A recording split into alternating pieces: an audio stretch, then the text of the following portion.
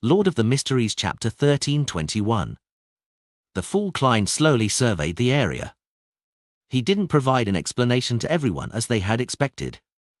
Instead, he reined in his sigh and asked with a smile, "Where do you think the 22 Beyonder pathways originate from?" This was one of the three most important questions in mysticism, with no consensus for the answer. Every school of thought had its own theory, no one could convince anyone. Catlear deliberated for a moment before replying, "The essence of the world is knowledge, and the essence of knowledge is data. Humans are data, and the Beyonder characteristics of the 22 pathways are data. All things are a form of data, and this is how it was born." She had offered the Moses ascetic orders theory, but that was not her own point of view. The seven churches believe that the Beyonder characteristic originated from the original creator. He transformed into all things, including the deities, humans, sea, land, and Beyonder characteristics, Leonard briefly explained. Of course, this is an explanation given to deacons and above. The official Beyonders below sequence 6 don't need to know so much. Then, he glanced at Emlyn and said, "The life school of thought believes that the world is split into three levels. The material world, the world of the spirit, and the world of absolute rationality. Beyonder characteristics are the projections of certain things from the world of absolute rationality into the material world and world of the spirit. Therefore, characteristics can't be destroyed. It only reassembles. From the looks of it, the world of absolute rationality that the life school of thought promotes might be referring to the river of fate."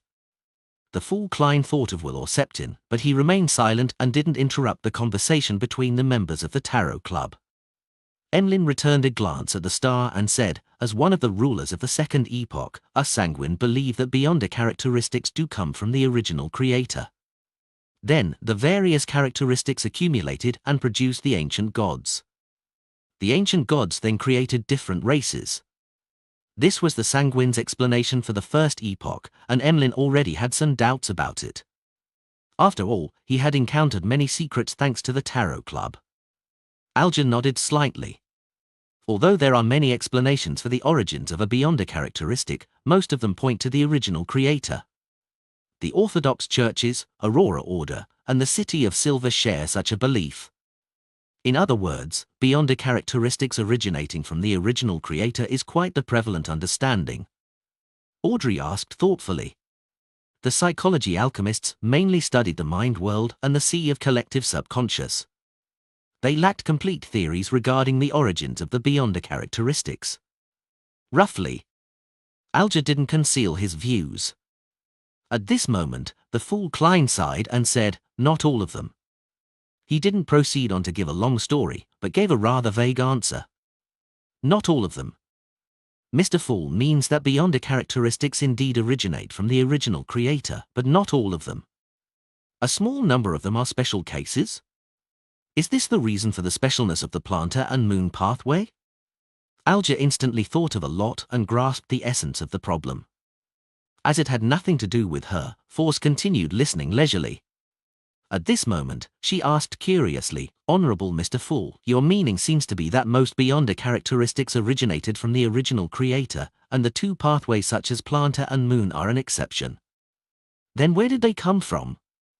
The fool Klein said simply, "The cosmos." Cosmos. Emlyn was alarmed when he heard that. He realized that the matter might be more serious than he had imagined. The Tarot Club had already shared the danger of the underground corruption and the cosmos. All of the members knew that these two concepts led to corruption simply from understanding it. When Audrey, Catlear, and company looked at each other, the fool Klein maintained his hint of a sigh and added, "Not just these two." He and the Seven Lights had always maintained their contact and had already confirmed that 6 of the Beyonders of the 22 Beyonder pathways belong to outer deities. "Honorable Mr. Fool, what other pathways come from the cosmos?" Audrey habitually raised her hand and asked curiously and warily. The fool Klein replied succinctly, "Prisoner, criminal, lawyer, and arbiter." The first two came from the mother tree of desire, and the latter two, along with the nation of disorder, came from the son of chaos. Chaos gave birth to order, and order came with its own shadow. Arbiter? Force turned her head in surprise and glanced at Zio. She had just thought that this matter had nothing to do with her. She could only watch and not worry about it. Who knew that the trouble was right at her doorstep? Zio frowned slightly and looked at the end of the long bronze table. Honorable Mr. Fool, I usually don't sense any abnormalities, nor have I received any divine epiphanies. Other than those from you. The Fool Klein smiled and said, the arbiter and lawyer are relatively better. According to his understanding, the influence the Son of Chaos had on both the arbiter and the lawyer pathway wasn't deep. It was incomparable to the Mother Goddess of Depravity's influence on the moon and planter pathways, and the Mother Tree of Desire's influence on the criminal and prisoner pathways. This outer deity had gone silent, as though he had disappeared. Force and Zio secretly heaved a sigh of relief. At the same time, they became more wary of the future. With Mr. Fool not explaining further, Emlyn composed himself and said, the uniqueness of the planter and moon pathway comes from the cosmos. The divine epiphanies I sensed are likely a form of corruption. Alger looked at Mr. Fool at the end of the long, mottled table. Seeing that he had no intention of speaking, he nodded and said, probably so. This is a test for me. Emlyn sighed and said, I've already grasped the names of the high-sequence potions of the planter and moon pathway. I'm somewhat puzzled about two of them. After becoming a sanguine earl and a high-ranking deacon of the Church of Earth, he obtained the corresponding clearance to access plenty of information that he had never been able to. Seeing the other members of the Tarot Club look over, the World German Sparrow raised his hand to pinch his chin. Emlyn thought and said, the moon pathway is as follows, sequence 3 High Summoner, sequence 2 Life Giver, sequence 1 Beauty Goddess. The planter pathway is as follows, sequence 3 Pallbearer, sequence 2 Desolate Matriarch, sequence 1 Nature Walker. What I don't understand is that the names of the two potions Beauty Goddess and Desolate Matriarch have certain gender inclinations. What are your thoughts on this? For a moment, no one from the Tarot Club spoke. They looked at each other and thought of a possibility. A few seconds later, Audrey controlled her gaze and said in deliberation, I remember that sequence 7 of the assassin pathway is called Witch. Assassins who consume this potion become witches. This is a test for me. Emlyn's lips moved slightly, unable to say a word. When he learned the name of the potions, he already had a certain premonition, but he wasn't willing to accept it. He hoped that he could obtain another explanation from the Tarot Club. Don't worry. You have a low chance of becoming an angel. Even if you can, you won't have the chance to be a beauty goddess. Klein mumbled inwardly, but he didn't say any words of comfort. Everyone fell silent. Leonard coughed and took the initiative to say, I'll share some matters. He spoke at a moderate pace regarding Merlin Hermes, the rebuilding of Constant City overnight, and the fully automatic wishing machine. As he spoke, he shot a glance at the World Klein. The corners of Klein's mouth twitched as he made the World German Sparrow look ahead. I'll be leaving the eastern coast of Medseashire soon. Hey! These were all done by Mr. World? Can he already create such miracles? As expected of an angel, a him. Audrey recalled the information the psychology alchemist's counselor, Mr. Gluttony, had shared. She was both surprised and impressed. She didn't use her spectator's powers to conceal her reaction. This was because everyone had expressed the same emotions, except for Mr. Starr, who clearly knew about it. Merlin Hermes. Wandering magician. Force noted the name deep down and secretly decided to distance herself from this name whenever she heard it in the future. This didn't mean that she was still afraid of German Sparrow, but she knew something. It definitely wasn't safe around German Sparrow. Something would always be happening in some way or another. Of course, an instinctive sense of fear was inevitable. It was just like how a seed of fear sown when one was young would remain even when one became an adult. Granting wishes for pleasure. Fully automatic wishing machine. Is this the World German Sparrow's acting? Alger and Katlia had similar thoughts simultaneously flashing through their minds. Then, they thought of something, find the newest novels on n/o/velbin.com. Ever since some time ago, Mr. Fool had made everyone pray to him in the form of a wish before granting them. He is helping the world digest the potion, or is it that he and the world are from the same pathway? After he awoke, he also exhibits similar characteristics. Little Sun said before that Mr. Fool's actions were a miracle, allowing the city's residents to directly move from the forsaken land of the gods to outside Bayam City. With the fact that the world German Sparrow is still acting, this shouldn't be something he can do. Alger nodded indiscernibly as he made a guess about the pathway Mr. Fool was in. About to leave the eastern coast of Mid-Sea?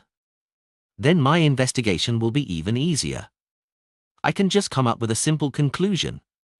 At most, I can just directly report that German Sparrow has become a miracle invoker and is acting. Anyway, the people who should know are already aware. Leonard mumbled silently and didn't ask further. At this moment, the world German Sparrow looked around and asked, "What do you know about the King of the Black Throne, Barrows Hopkins?"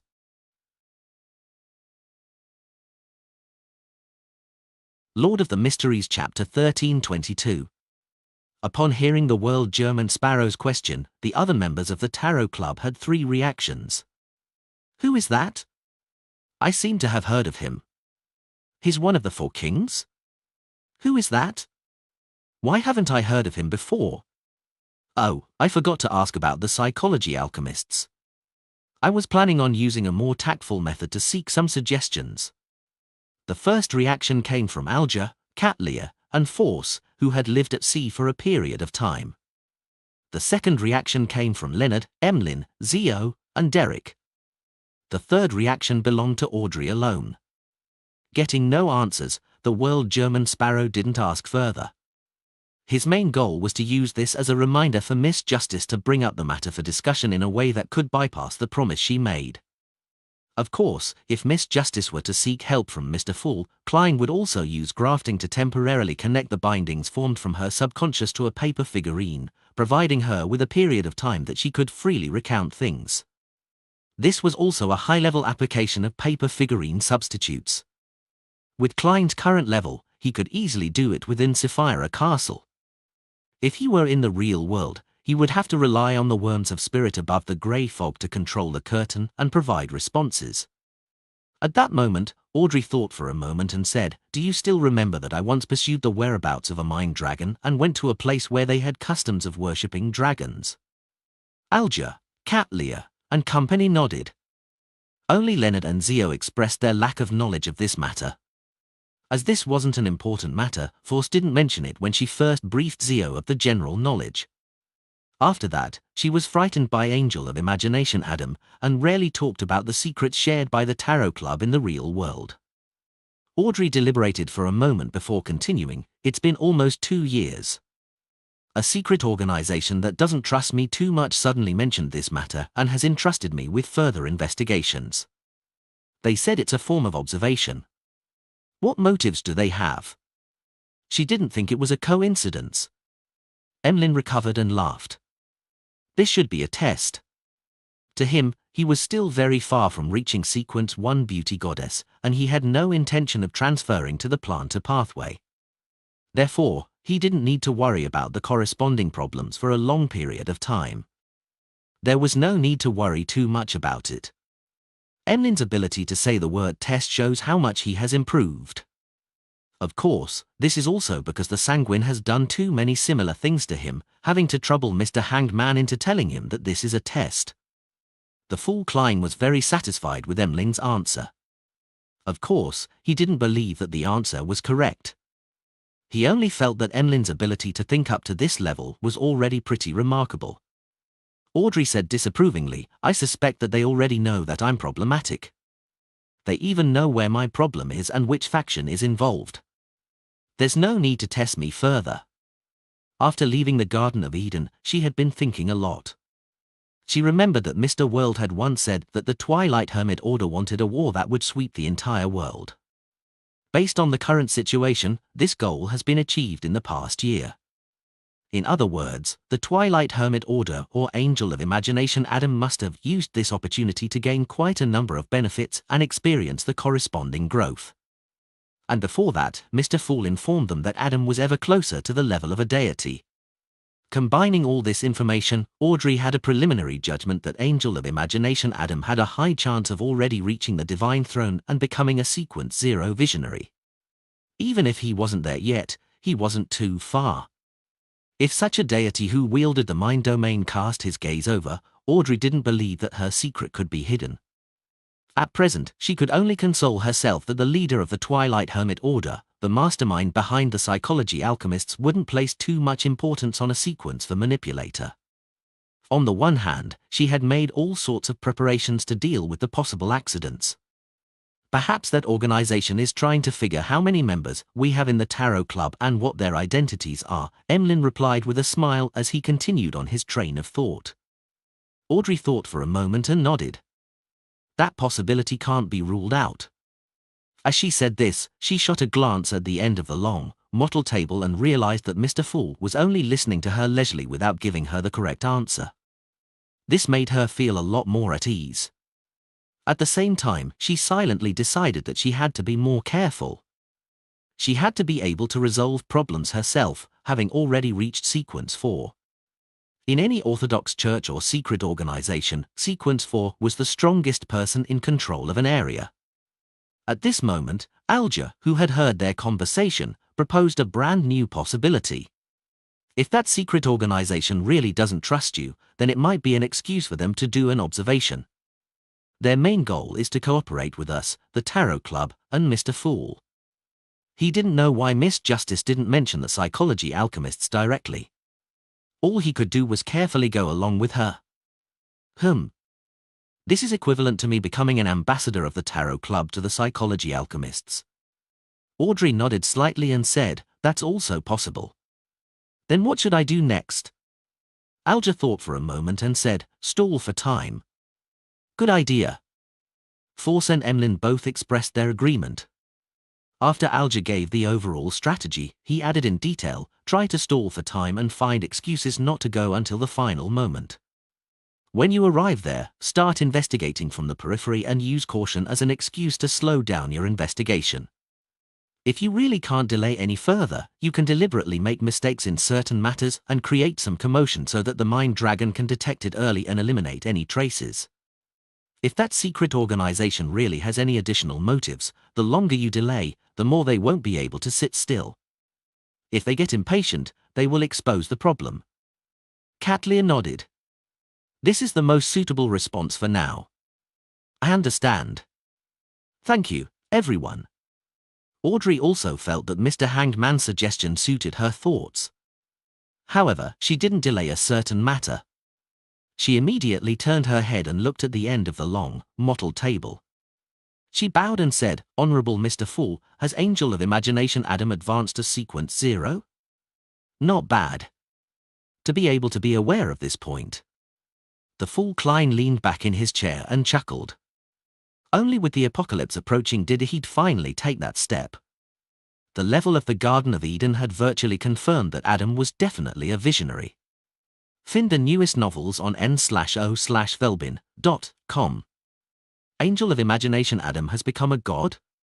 This news immediately reverberated in Derek and company's minds, leaving their minds in upheavals for a long time. Indeed. Audrey pursed her lips and expressed her gratitude before asking, what kind of payment do I need to make for this answer? The Fool Klein surveyed the area and said with a smile. There's no need. It's a reminder. After this topic ended, because most of the Tarot Club members were still immersed in the impact of Adam becoming a true god, no one spoke for a moment. After a few seconds, Derek looked around and probed. The city of Silver has already plowed the surrounding fields and planted wheat and other crops, but the harvest will still take some time. I wish to know what we can do to earn gold pounds and purchase resources. After the initial aid, the Church of the Sea God and the government of the Rorsted Archipelago stopped providing free aid. After all, their financial strength was rather limited. In this situation, the City of Silver and Moon City each sold a batch of Beyonder characteristics and monster hides in exchange for a large amount of funds that could be used to purchase various resources. However, with the entrance to the Forsaken Land of the Gods closed, they were unable to replenish Beyonder characteristics and monster hides. It was also impossible for the city of Silver and Moon City to give up their military strength either, selling large amounts of combat resources and wasting the opportunity of nurturing their descendants.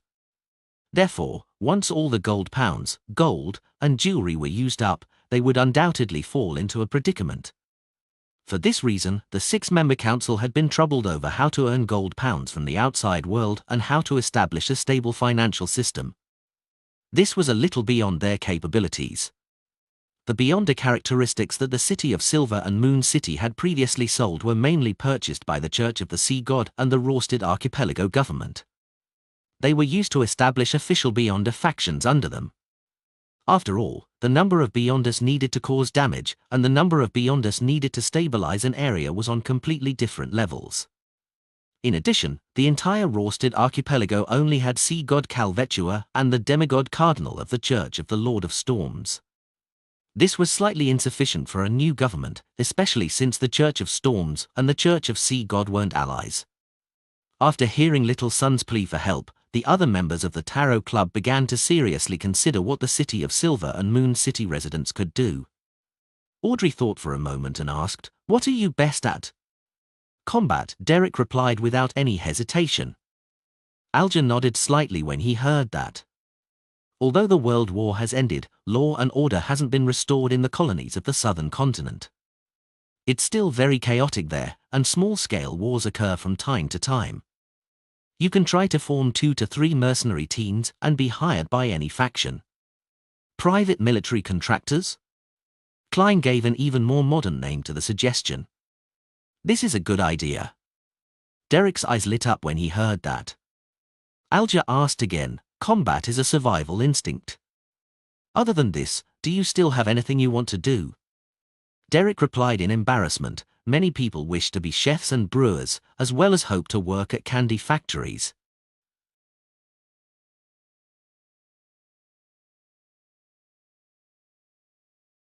Lord of the Mysteries Chapter 1323.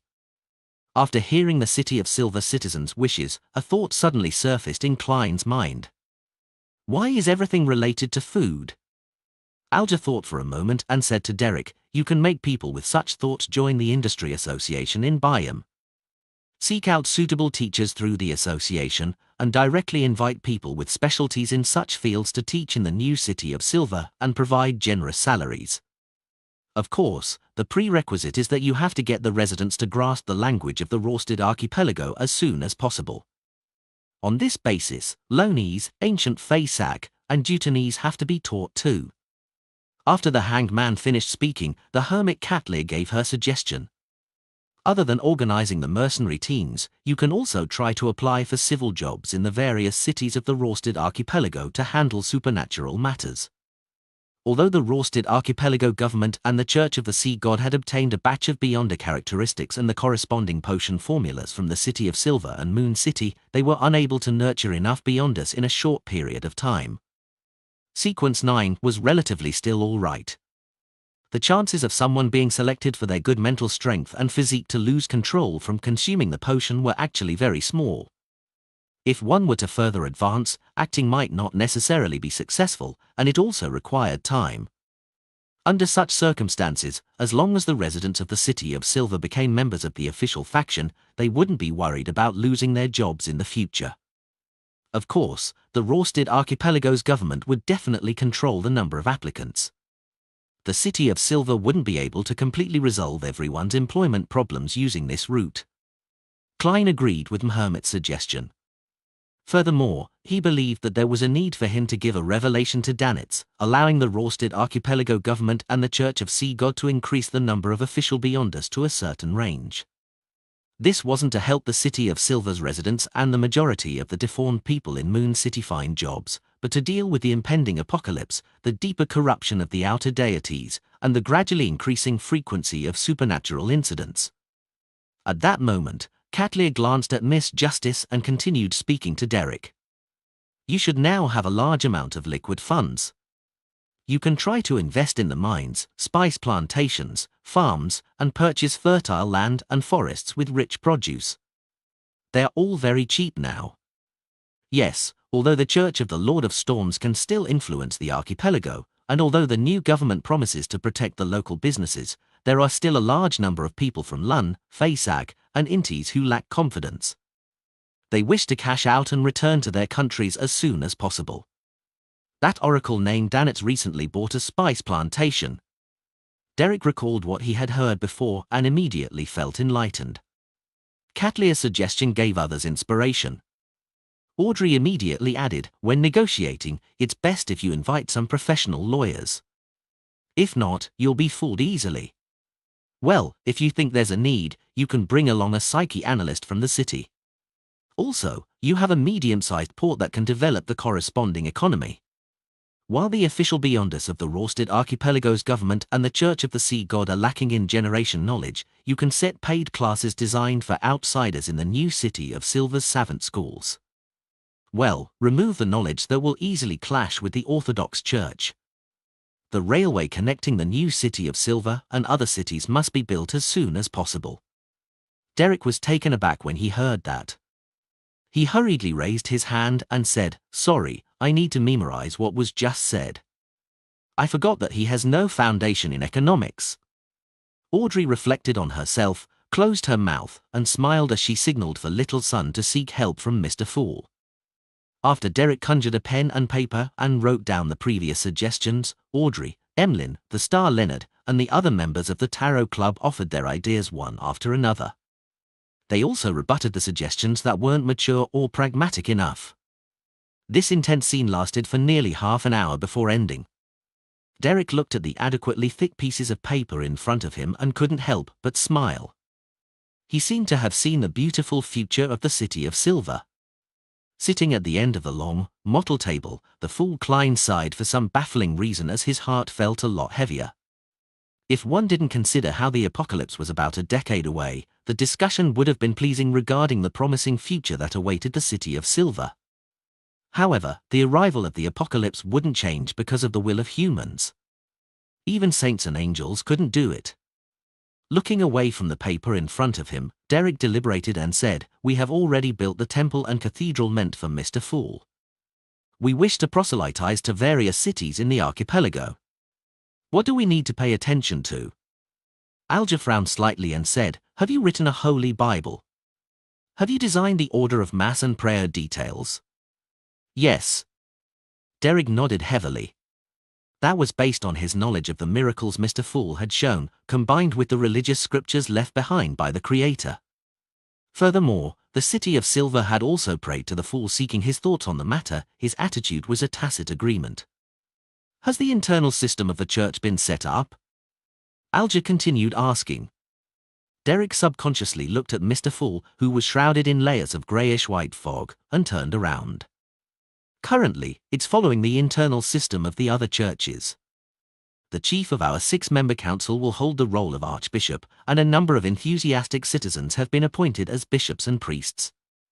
The city of Silver didn't set up an organization to deal with Beyonder matters within the church, since most of them were Beyonders, and there were already the corresponding organizations in place previously."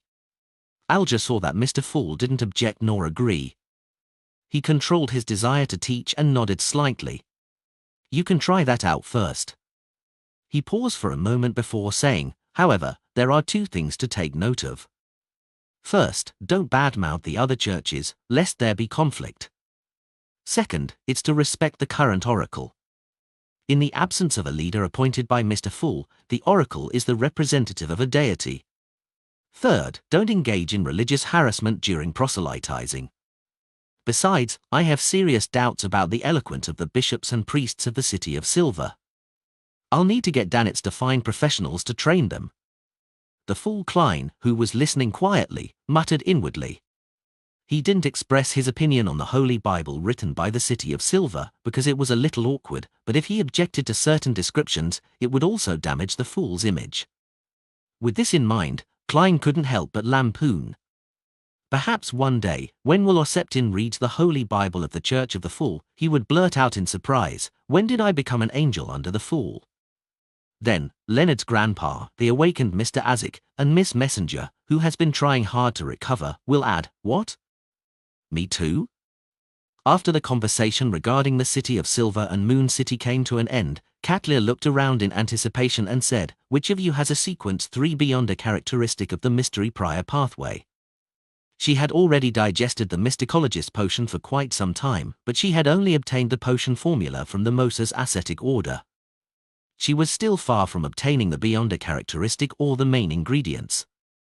Although she was one of the 10 key members of the Moses ascetic order, the corresponding resources became more valuable the higher the sequence. Even an ancient organization wouldn't squander them freely. Furthermore, Katlia came from the dawn and was less affected by the hidden sage, so she wasn't that trusted in the Moses ascetic order.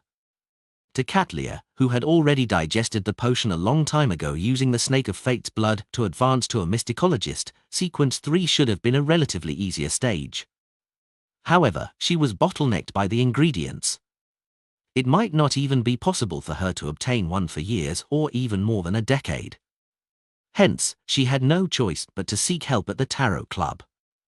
Derek recalled the demigod characteristics that the City of Silver had and slowly shook his head. Find the newest novels on n/o/velbin.com. At that moment, the world German Sparrow said with a hoarse chuckle, "I suggest you ask Queen Mystic directly." Bernadette had already become a sequence 2 angel. If she had an additional clairvoyant beyond a characteristic in her, she could attempt to separate it.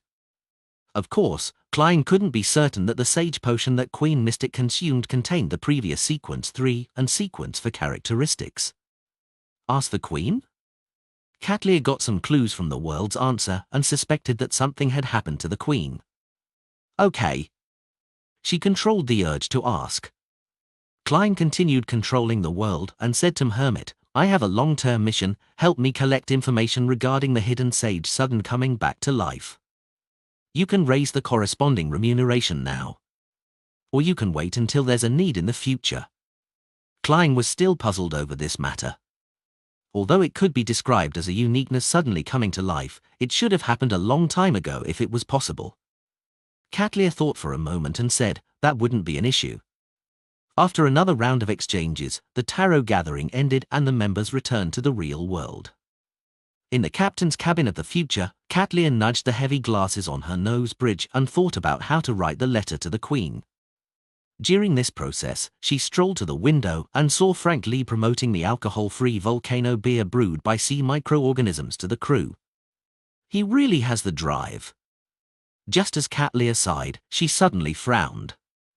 At the Tarot Club just now, Mr. Fall mentioned that the planter and the moon are 2 rather special pathways. They come from the cosmos, and they are prone to corruption. The divine epiphanies they receive are questionable. Frank is a beyonder of the planter pathway. Besides, he once complained that the Church of Earth Mother didn't understand the true will of the merciful Mother. Katlia's eyes that were blocked by the heavy lens narrowed slightly. Lord of the Mysteries Chapter 1324. After staring at the deck below, Katlia left the captain's cabin and walked to the cabin's entrance. She waited until Frank Lee carried a bucket of alcohol-free beer over. "Captain, do you want a cup?" Frank raised the large bucket of beer with one hand. Katlia shook her head firmly and asked in a seemingly casual manner, "Is this the will of the benevolent Mother?" "No," Frank said rather seriously. "I just feel that drinking liquor that has been altered by a modified sedative isn't good for the body. I hope that they'll be able to accept this drink that has no alcohol inside, other than the smell of alcohol. Of course, this is only a preliminary result and it doesn't involve liquor. After all, it can't use distillation to enhance its taste." Katlia was momentarily at a loss for words as she nudged the heavy glasses on her nose bridge. After 2 seconds of silence, she said, "Do you hear the benevolent Mother's voice or divine epiphanies?" "No." Frank didn't think much of it as he shook his head. "Phew." Katlia secretly heaved a sigh of relief. At that moment, Frank casually added, "The benevolent Mother's will is in the ears of the wheat, in the milk of cows, in the growth of mushrooms, and in every corner of nature. One can feel it without the need to experience the divine epiphany." Katlia's gaze immediately shot towards Frank's eyes. She didn't find any signs of madness, only pureness. Without another word, she nodded slightly and walked forward. She crossed Frank Lee and arrived on the deck. After taking in the sea's vista for a few minutes, Catley returned to the captain's cabin. She unfolded a letter and wrote, "I wonder what's your take regarding Frank's actions? He claims that he doesn't obtain any divine epiphanies and believes that the benevolent mother's will is hidden in every nook and cranny of nature." This was a letter to German Sparrow. Catley believed that just by adding such a question, he would be able to understand what she was implying. After folding the letter, she took out a gold coin and began to summon the terrifying messenger. "Hermit wrote me a letter immediately after the tarot gathering ended. It shouldn't be related to the hidden sage. It can't be that fast." Klein was on a cruise ship, traveling on the Tussock River. Wearing a black robe, he took the letter from Miss Messenger's mouth and opened it. He finished reading all the content with a glance. "This?" Klein frowned slightly. "New N0vel chapters are published on N0V/E/#IN/co/M. Perhaps it was because Frank had shown enough danger and madness in his usual behavior that he had actually neglected the possibility of this druid being affected by the mother goddess of depravity. Frank had once been placed on trial by the Church of Earth Mother for a forbidden experiment, and then he was placed on a wanted list. If Earth Mother hadn't been corrupted, and the Church of Earth's operations were rather normal, then it means that they believe that Frank is problematic. However, if there's concrete evidence, Frank, who went to the court, probably wouldn't have lived. Klein's mind raced as he attempted to find clues based on his understanding of Frank. There's no problem with the relevant actions. The prayer posture and his usual prayer gestures are different. It's just like how when the Beyonders of the Church of Evernite pray, they won't draw for stars on their chests at times. At most, they'll just go through the final motions. Apart from this small problem, there's something wrong with Frank in every aspect.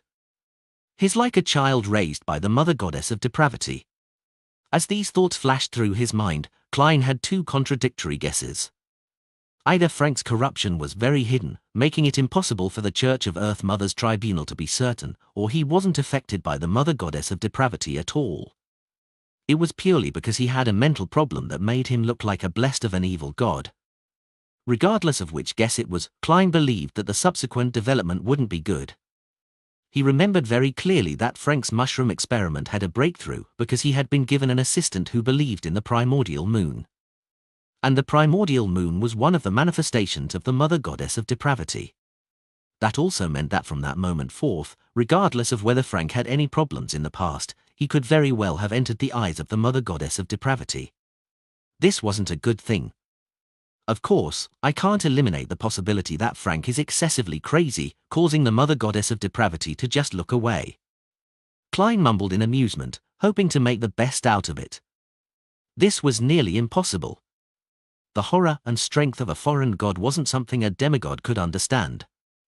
Klein even suspected that if it wasn't for the overly intense response that would destroy the anchors of the deities, allowing them to attack each other in a frenzy, resulting in the Beyonder characteristics to gather and awaken the oldest one, the outer deities might have already destroyed the sun and destroyed the ecosystem of the world. They weren't able to do anything to the oldest one's barrier, but they were free to do anything to the star outside the barrier. Sometimes, Klein wondered if the astronomically observed sun was real or not. Perhaps it was just the eternal blazing sun that hung himself there. So far, there shouldn't be any major problems with the mushrooms that Frank invented. I've already dealt with them above the grey fog. Furthermore, the residents of the city of Silver and Moon City didn't show any abnormalities. Yes, after they left the forsaken land of the gods, they abandoned farming mushrooms because they lacked monster corpses and had sufficient food. The more Klein thought about it, the more fearful he felt towards it. If it wasn't for the fact that the mother goddess of depravity's powers that could penetrate the original barrier was still extremely limited, Klein suspected that the cards of blasphemy and mushrooms would have left him corrupted. Sapphira Castle would have unknowingly changed owners. These were things that had been placed above the grey fog for a long time and didn't undergo any special sealing. Compared to the flamboyant mother tree of desire, the usually low-key mother goddess of depravity was far more terrifying. Mr. Dorr and the Emperor were silently corrupted by her. as expected of an existence that stands atop the outer deities despite losing 2 beyonder pathways and a Sapphira. Klein sighed inwardly. He took out a pen and paper and prepared to write a reply to Catlear. At that moment, he realized that Miss Messenger had been waiting by his side the entire time without returning to the spirit world. The 8 eyes of the furhead stared at him unblinkingly. "What do you think of Frank?" Klein hesitated before asking, other than his nickname. The 4 heads in Rionette Tinker's hand spoke one after another. "He only appears like an adopted son of an outer deity." In other words, Frank wasn't affected by the mother goddess of depravity previously. He was simply crazy. Klein heaved a long sigh of relief. He then asked, "What about now?" As Frank Lee summoned Rionette Tinker every time he wrote a letter to German Sparrow, Klein believed that Miss Messenger, who had a very high status, had a relatively clear and accurate grasp of the state of the Mushroom King. "I don't know either." Rionette Tinker's foreheads answered one after another. Following that, she added, "His body temporarily hasn't been corrupted. Does that mean that you can't tell if his psyche is affected?"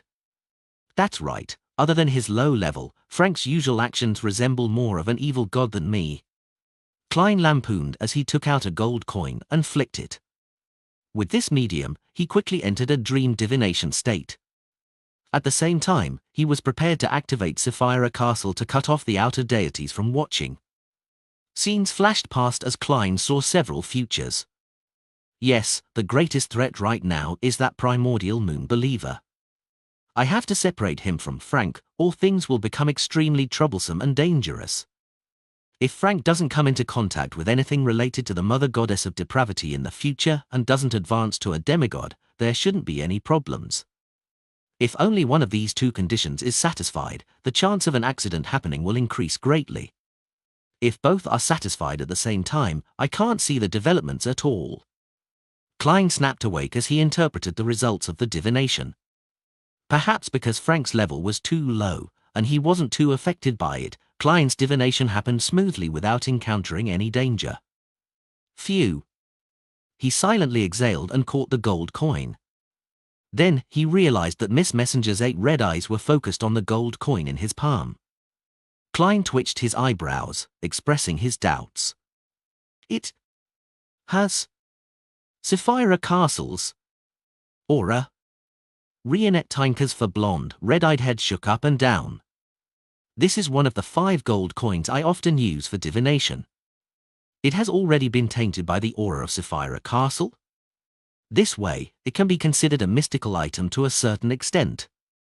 However, the effect will be drained over time." Klein carefully looked at the gold coin in his hand and made a rough judgment based on his spiritual intuition. This gold coin could increase the accuracy of divination and enhance a user's ability to resist any interference. To Klein, this was a pleasant surprise. He decided to use the actual gold coin rather than its historical projection. Retrieving the gold coin, Klein wrote a reply to Hermit and handed it to her through Rionette Tinker. After giving German Sparrow's messenger another gold coin, Catlear unfolded the letter and quickly scanned it. After reading it, she felt her shoulders weigh down a little. Without any delay, Catlear took out another piece of paper and wrote, "Your Majesty, I dreamed of you finding that primitive island and successfully returning. The situation of the descendant of the Emperor is getting worse. If he continues staying on the future, I suspect he'll go crazy. If you don't mind, I want to send him over to you. What we need to take note of is that, although he claims to no longer believe in the primordial moon, no one has ever confirmed that.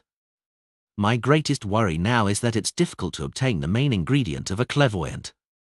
If you have returned, I wish to find a time to return the magic wishing lamp to you." Lord of the Mysteries Chapter 1325.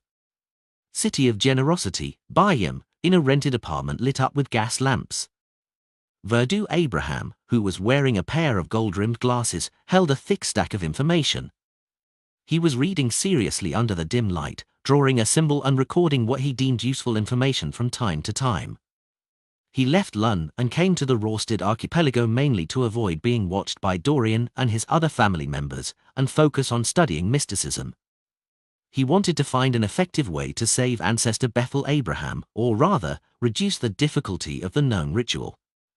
However, he hadn't made any headway after half a year. It was as though he had no other choice other than hunting a bizarro sorcerer, a parasite, and a secret sorcerer. This made Verdu rather depressed, but he was clear about how dangerous a Grade 0 sealed artifact was. Even if he was willing to sacrifice himself, he was unable to truly control it. He was unable to guarantee the final outcome. And the most important thing was that he couldn't find any bizarro sorcerers or parasites. They were all saints that were hard to track, with styles that were known for being strange and bizarre. Phew. Verdu put down the stack of documents in his hand and muttered silently, "Don't tell me I can only place my hopes on the Fool like Dorian and the others?" Upon thinking of the Fool, Verdu couldn't help but frown. This was because there were more and more half-giants promoting the Fool's faith in Bayam City, so much so that even he, who rarely went out, heard of it. This made him suspect if he had arrived near the headquarters of the Church of the Fool. If it wasn't for the mysterious knowledge that was spread in secret in the Rorsted archipelago was far beyond Verdu's expectations. Many of them were things that the Abraham family didn't know of and were extremely useful. Would have left Bayam last month and headed for the southern continent. "I can't stay here any longer. I need to buy ship tickets to East Balam as soon as possible." Just as Verdu made a decision, he began to waver. "Dorian and the Fool probably wouldn't expect me to hide in the area that's under their headquarters jurisdiction. Emperor Razel once said that the most dangerous place is the safest place." After some hesitation, Verdu put down the documents and switched off the lights. With the moonlight from the window, he walked towards the bedroom. At the corner of the balcony in his room, a figure suddenly jumped out of the darkness and jumped over the railings. The figure was like a feather, light and weightless. It landed from a height 10 meters above the ground, without making a single sound. Right on the heels of that, the figure moved through the shadows to the vicinity of the Church of the Sea God and went up the bell tower. Then, he took out a pen and paper and wrote the report on tonight's surveillance before stuffing it into a crack. After the figure left, a howling wind suddenly sounded above the bell tower about 15 minutes later. Updated from no/v/e/pound-in.co/m. The report was pulled out from the crack by an invisible hand. As it swept through the wind, it rose and fell into the distance like a bat spreading its wings in the dark night.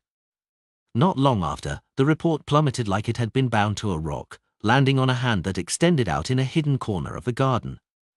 This hand belonged to the Cardinal of the Church of Storms, Alger Wilson.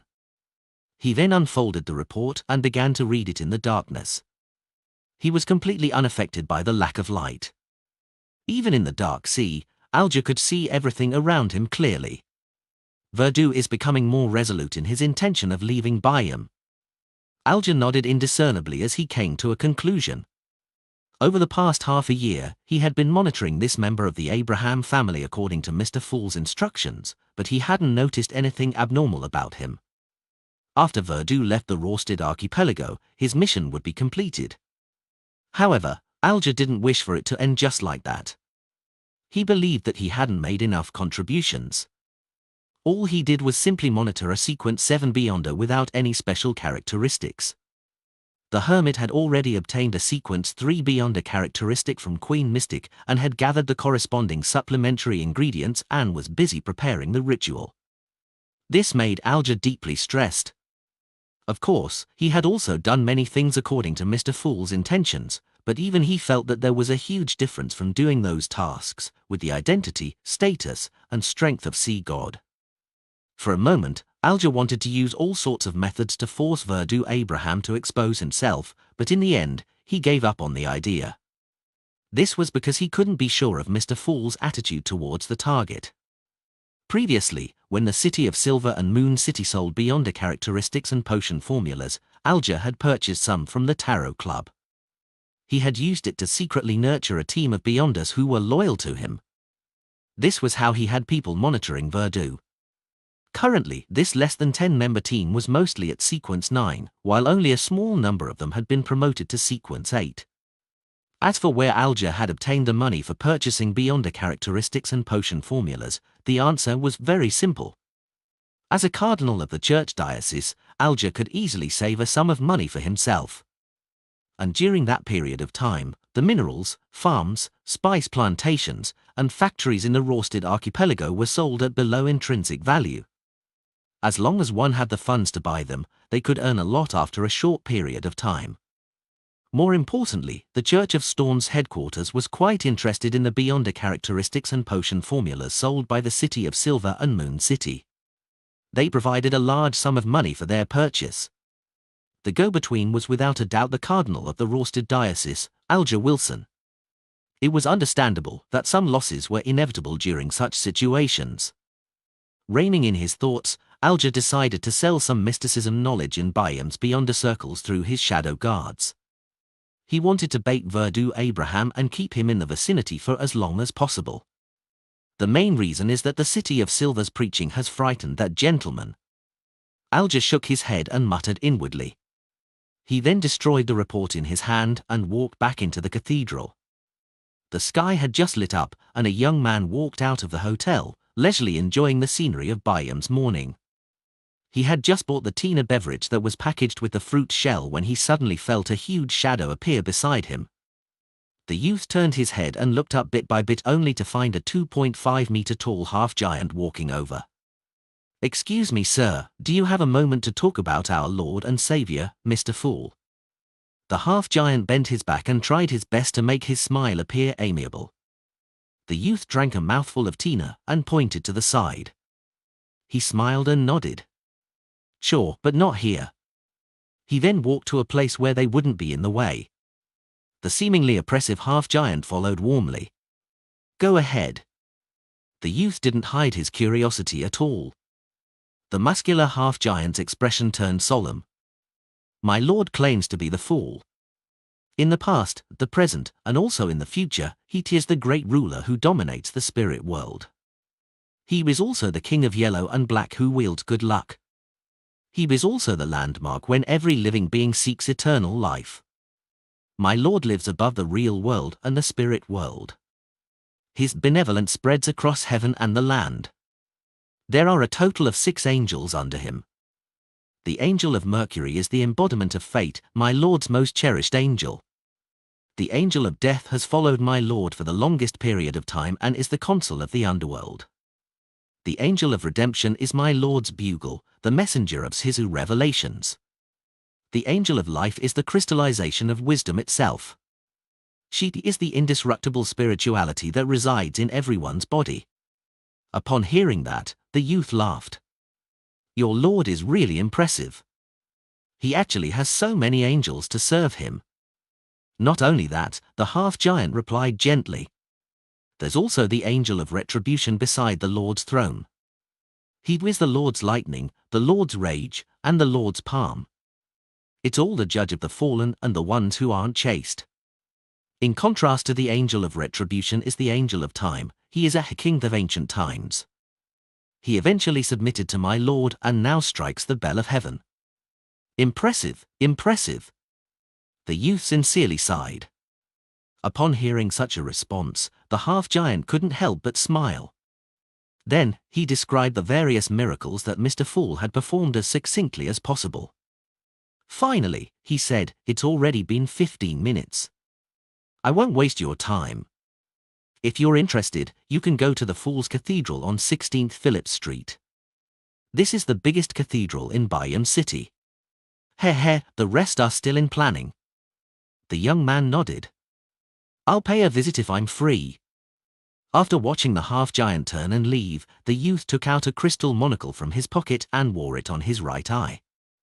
The half-giant walked straight back to a restaurant and changed into a chef's attire. "Balder, you went proselytizing again?" the restaurant owner asked with a smile. When the industry association recommended this half-giant to learn culinary skills from his restaurant, he had been rather reluctant.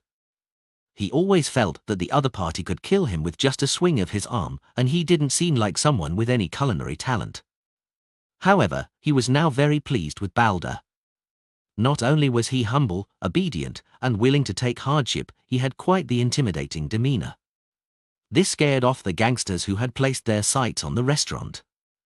The only problem was that he would go out every morning to proselytize the fool. Of course, the restaurant owner couldn't say anything since it wasn't working hours, so he didn't mind. Balder smiled honestly and walked into the kitchen. He said to his good friend, Bon, who had come from Moon City to seek refuge with him, "I can teach you how to roast fish today." Bon looked rather normal, but his eyes appeared awkward with one looking up and the other looking down. He was one of the citizens from Moon City who wasn't very deformed, and he had the courage to interact with the people outside. He nodded. "I have to pray in a moment." Mr. Fool sent a revelation to get all the residents of Moon City to pray to him at 9 in the morning. We are to wish that we are no longer deformed. Lord of the Mysteries Chapter 13:26. Regarding the matter of praying to Mr. Fool, Balder raised both hands and feet in agreement. He didn't have any intention of pressing Bon. He prayed for more than a minute after waking up in the morning and before sleeping at night. He would thank Mr. Fool for bringing the pure sunlight, delicious food, and a life of no despair. "All right, I'll prepare the ingredients for today first." Balder smiled as he nodded at Bon. A few minutes later, he brought many bags of ingredients into the kitchen, as if he was carrying a few rolls of curtains.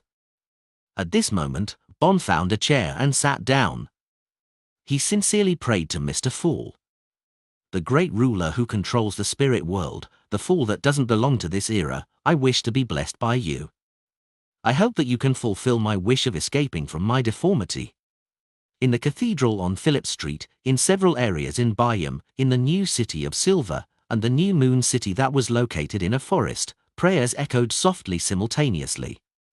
The extremely self-conscious Shin, Russ, and company vaguely guessed that Mr. Fool was planning on granting such a wish. As they prayed, their bodies trembled, unable to control themselves. They yearned to be like normal people. They were also looking forward to the bustling and lively Bayam. They yearned for the grilled fish made from a secret recipe, the candy factories, and delicacies from all over the world. They yearned for a life to drink, chat, sing, and dance. In the ancient palace above the grey fog, the fool Klein, who was sitting at the end of the long bronze table, saw bits of pure light light up one after another, forming a majestic sea of stars in front of him.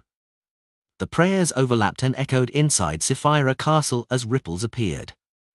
Klein closed his eyes and took it in for a few seconds. He raised his right hand and bent his middle finger, wrapping the edge of the long mottled table. An invisible force spread out like waves on the surface of water. It surged into every prayer point of light and landed on the residents of Moon City. Shin suddenly felt something and raised her hand to touch the middle of her face. The next second, she felt her nose. Almost instinctively, Shin stroked that position several times from top to bottom before she believed she had grown a nose and was no longer deformed. She instantly closed her eyes, bent down, and pressed her forehead to the ground. She couldn't help but praise Mr. Fool. The praises around her grew louder and louder, becoming more and more uniform. Russ's eyes separated, Bon's eyes became symmetrical, and in Moon City, every deformed person, or those who were ugly because of the traits they inherited, had broken through their original restrictions and their bodies were transforming towards a state of normalcy. At this moment, be it in New Moon City, the new city of Silver, or Bayam, they heard the bell of the cathedral ring. Gong! The ethereal gong of the bell reverberated in the hearts of everyone in Moon City. It rang in the ears of every person who heard it, as though it could cleanse their souls and bring them the most genuine feelings towards life. The tears that Shin, Russ, and company held back finally flowed out. They felt their minds and bodies turn tranquil, no longer having a speck of dust tainting them. They subconsciously raised their heads and cast their gaze towards the source of the gong. They discovered that it came from beyond New Moon City, an unknown distance away from where they were. A miracle. A thought suddenly popped into the minds of the Moon City citizens. In the new city of Silver that was connected to them, Waitchermont and company cast their gazes into the distance and cast their gaze towards Byam. The gong came from there. Praise Mr. Fool. They mumbled at the same time as they pressed their right palm to their left chest. In Byam City, Bon adjusted his postures with Balder, who had tears streaming down his face. They faced Phillip Street and towards the cathedral that belonged to Mr. Fool. They listened attentively and gratefully to the holy chimes from heaven. However, above the grey fog, the Fool Klein was somewhat astonished and confused.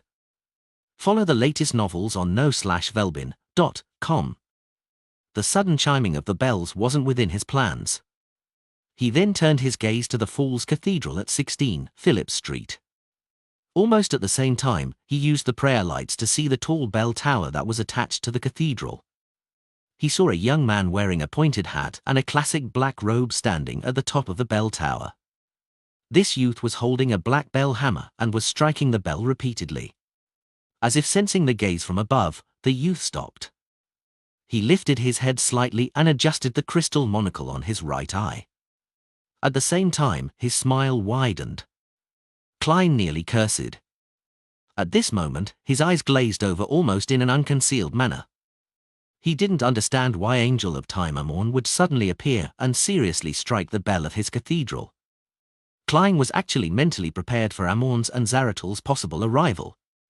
This was because there were just too many people in the city of Silver and Moon City. There was no way they could secretly integrate with the outside world. In other words, the city of Silver and Moon City would definitely be known to the various churches and secret organizations. Under such circumstances, be it public or private proselytizing, it wouldn't affect any future development. Therefore, Klein silently agreed to the city of Silver's attempts to proselytize the faith of the Fool. This was preparation for him to have more anchors for his advancement to Sequence 1. Due to this premise, he was prepared for Zaratal, Amorn, and other hidden enemies to come to Byam. He even hoped that they would do so. Here, Klein, who had the status and level of a king of angels in Sapphira Castle, was able to fully display his home ground advantage. As for the City of Silver, it also had Grade 0 sealed artifacts. It could completely resist Amorn and take down Zaratal. Compared to his main body suddenly encountering a prepared enemy elsewhere, or the discovery of his marionette city, this was undoubtedly a better choice. However, Amorn's current actions confused Klein. He didn't understand what the God of Deceit wanted to achieve. 16 Phillip Street, inside the Fool's Cathedral.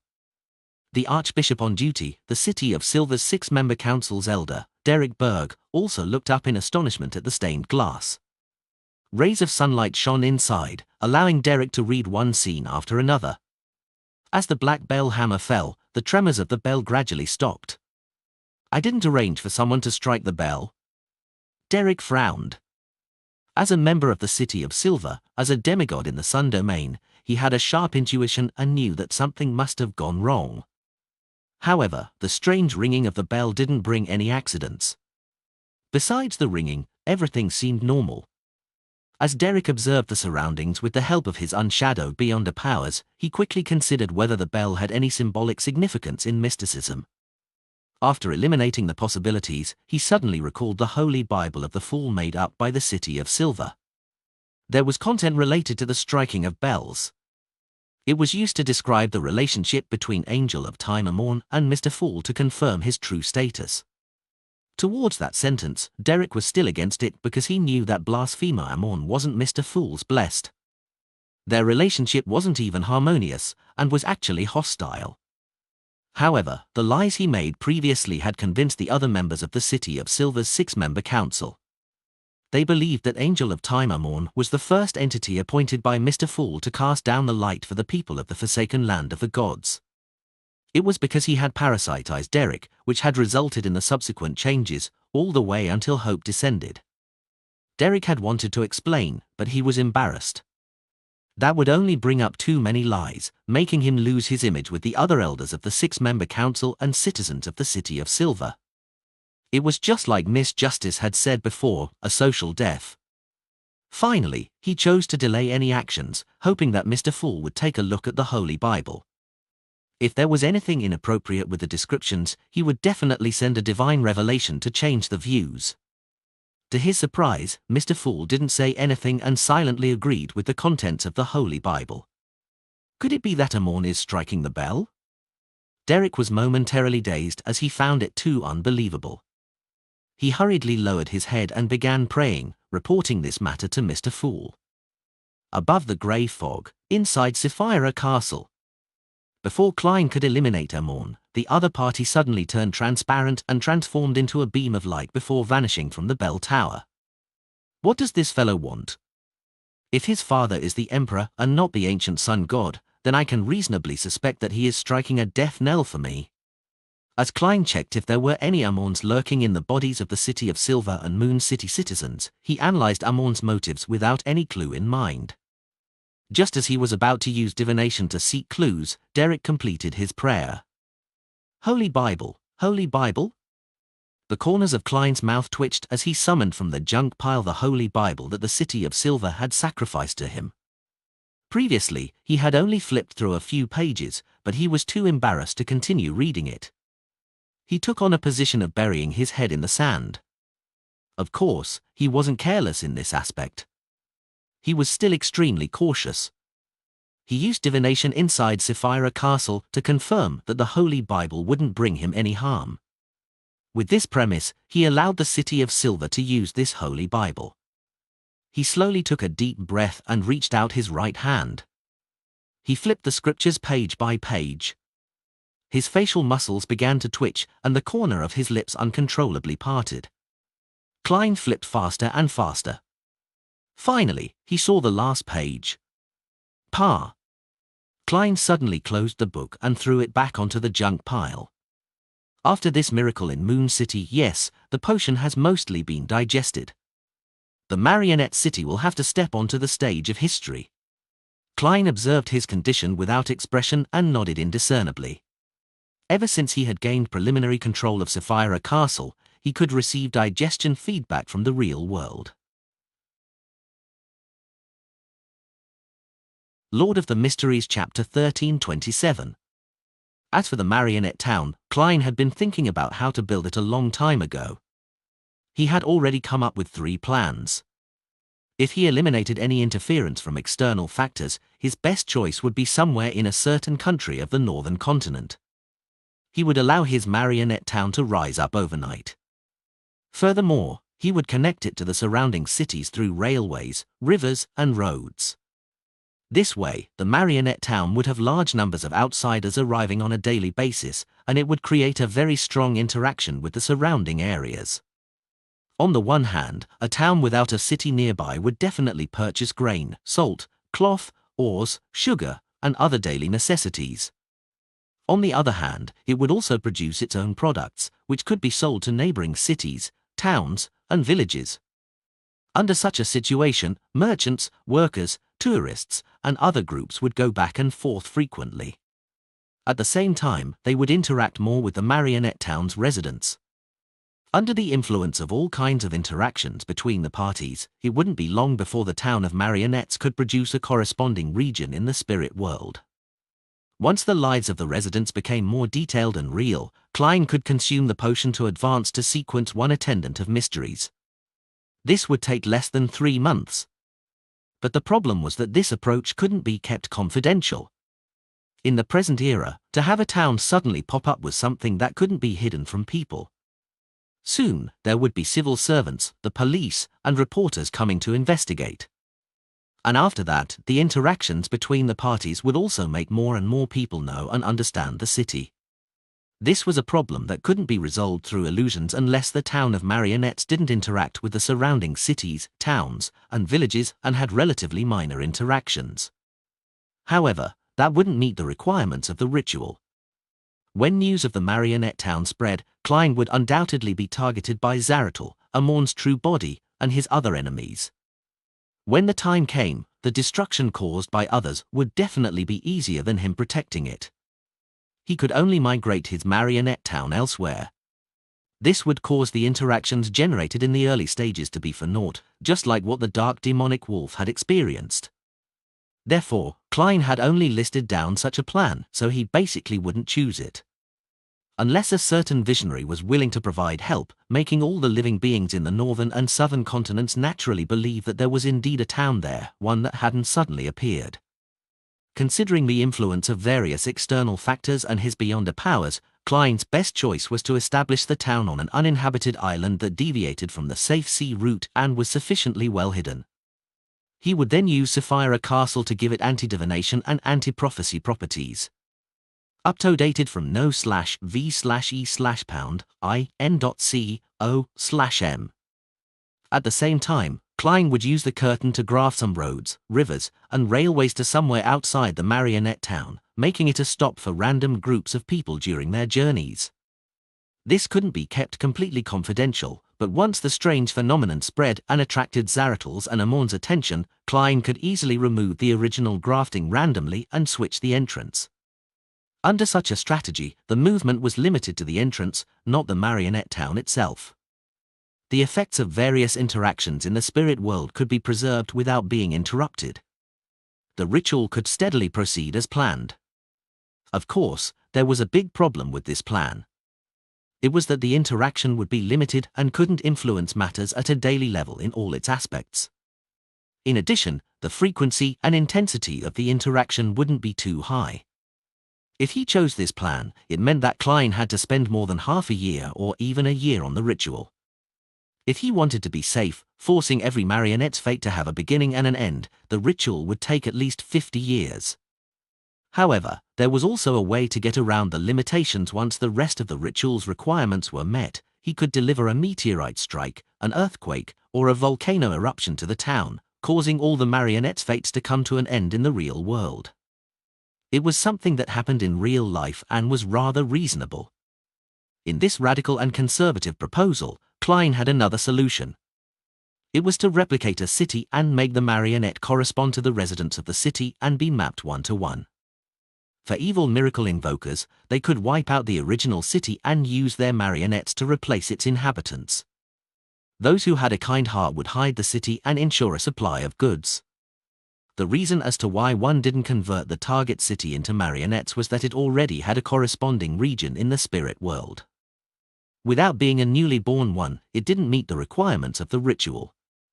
With the curtain formed by the attendant of mysteries beyond a characteristic, Klein could make a better choice, graft a city at a particular stage to his marionette town.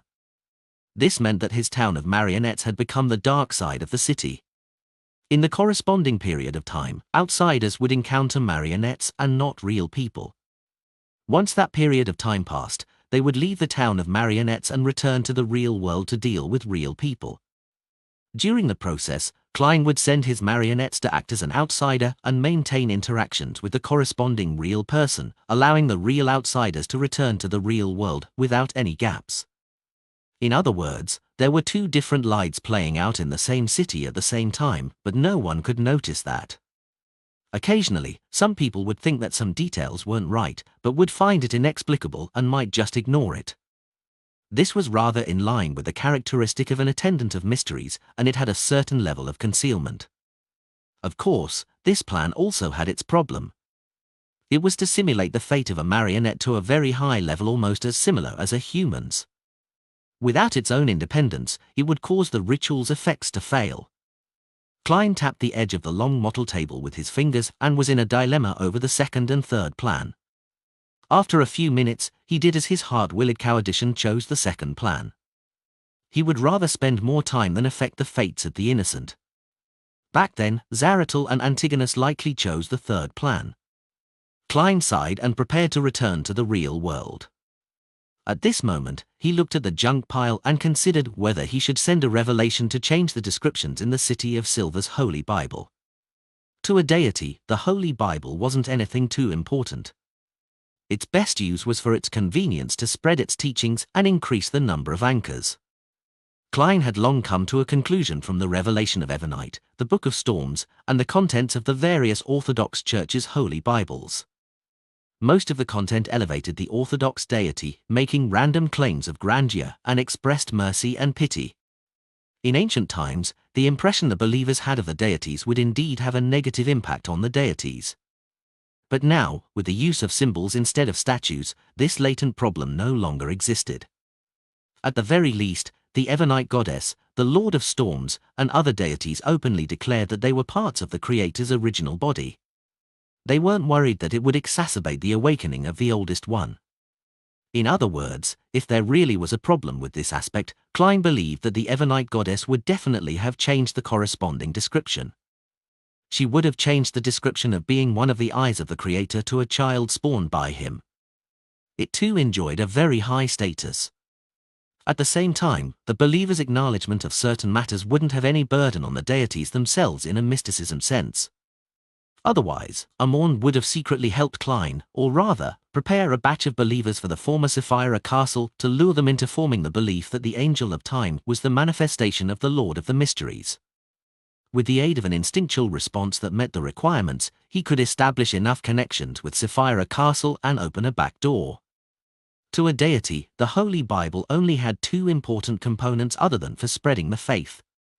Firstly, it was a description of the authority and honorific name of the deities themselves. If there were any mistakes, it would lead to the prayers of the believers pointing to an unknown target. Not only would it be dangerous to the believers, but it would also cause the deities to lose their anchors. Secondly, any descriptions that involved the other churches would easily attract conflict. As for the angels and saints, the deities actually didn't pay them too much mind. The ones that cared were the angels and saints themselves because they needed to obtain a certain level of anchors through this. Therefore, the Holy Bible's descriptions of angels and saints were detailed enough. They had authority and honorific names, making it easier for different believers to choose and be immersed. In addition, this wasn't enough to form a stable anchor because it was under the faith of a deity. In order to resolve this problem, the Orthodox churches would define certain cathedrals to different guardian angels and guardian saints and clearly differentiate them. Due to this knowledge, Klein didn't pay much attention to the Holy Bible. After he finished reading the description about his authority and honorific name, he stopped continuing out of embarrassment. He only used divination to confirm that the contents wouldn't result in a conflict with the Orthodox churches. After some thought, he gave up the idea of directly sending the revelation to change the Holy Bible and decided to use a gentler method.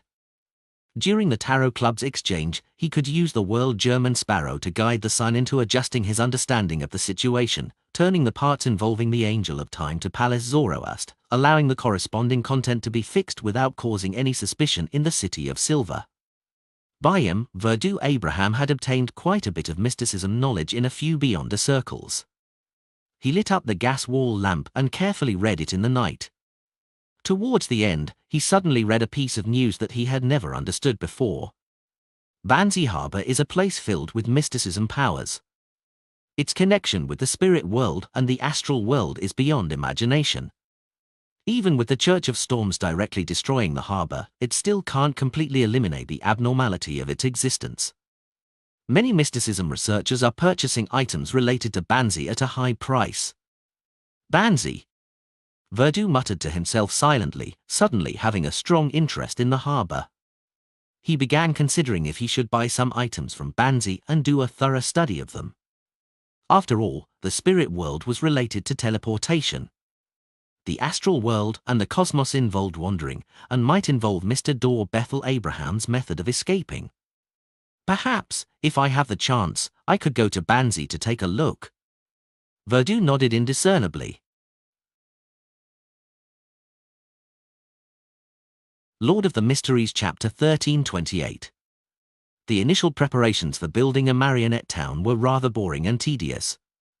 At the very least, Klein believed so. In the ancient palace, Klein sat on the high-back chair belonging to the fool, holding a fountain pen. There were ordinary pieces of paper with the name, age, and the fate of every marionette.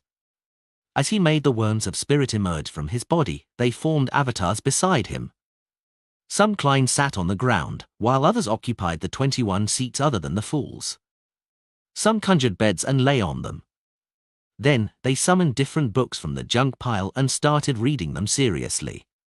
The books included, but were not limited to, How to Brew Wine, Train Dispatching, Desert Making Compendium, A Clergyman Prepares, gas wall lamps, gas meters, and all kinds of family machinery repair. Desilicacy. Harbor management. Foundations of law. Ladies' aesthetic magazines. These were specialist knowledge that different marionettes needed to grasp. Only by doing so would they be able to act their roles well, allowing him to be realistic in every aspect. Even if they were to engage in a deep conversation with outsiders, they wouldn't expose any problems. It wouldn't be difficult for Klein if he just needed to simply memorize the knowledge, but he had to truly grasp and apply it. Furthermore, he couldn't confuse his characters. He couldn't let a burly and strong switchman with a low income be talking about the wonders of a particular skincare product or which silk cloth was flawed. If such a situation were to happen in novels, plays, and operas, it might create a strange attraction, but putting it in the real world was clearly uncanny and not beneficial to the advancement of the ritual. To avoid such a problem, Klein could only work harder in the early stages. He hoped that every character in a marionette town would be real, whole, and appropriate. Fortunately, there weren't many people in a city who needed to deeply understand the corresponding specialist knowledge. Most of the residents were half illiterate or really illiterate. They relied on experience to live their lives that they repeated via motions. For these characters, the knowledge that Klein needed to grasp was relatively little, just like workers who had gone through simple training or even without any training to be sent to the assembly line. After an unknown period of time, Klein put down his fountain pen and rubbed his temples, letting out a long sigh of relief. Updated from no/v/e/pound.in.co/m. He had finally written down the information about nearly 5,000 residents in the marionette town, and his corresponding knowledge preparation was almost complete. This is like a super large-scale movie directed by a director, and with me being the scriptwriter. Same for the lighting engineer, the makeup artist, and all the actors. For this ritual, I'm really on the verge of losing control. If I'm not careful, my personality will dissociate and I'll fall into the abyss of madness. Luckily, I have a professional psychologist. Yes, I have to pay attention to a problem in the town's operations. Although I'm a gentleman with manners, most of the residents in town have low socio-economic status. Be it speaking or acting, they're more inclined towards being vulgar. I can't make a mistake during the acting and become set back by my psychological barriers. Klein sighed silently as the avatars around him disintegrated into worms of spirit before he got them to burrow into his body. Of course, this wasn't all.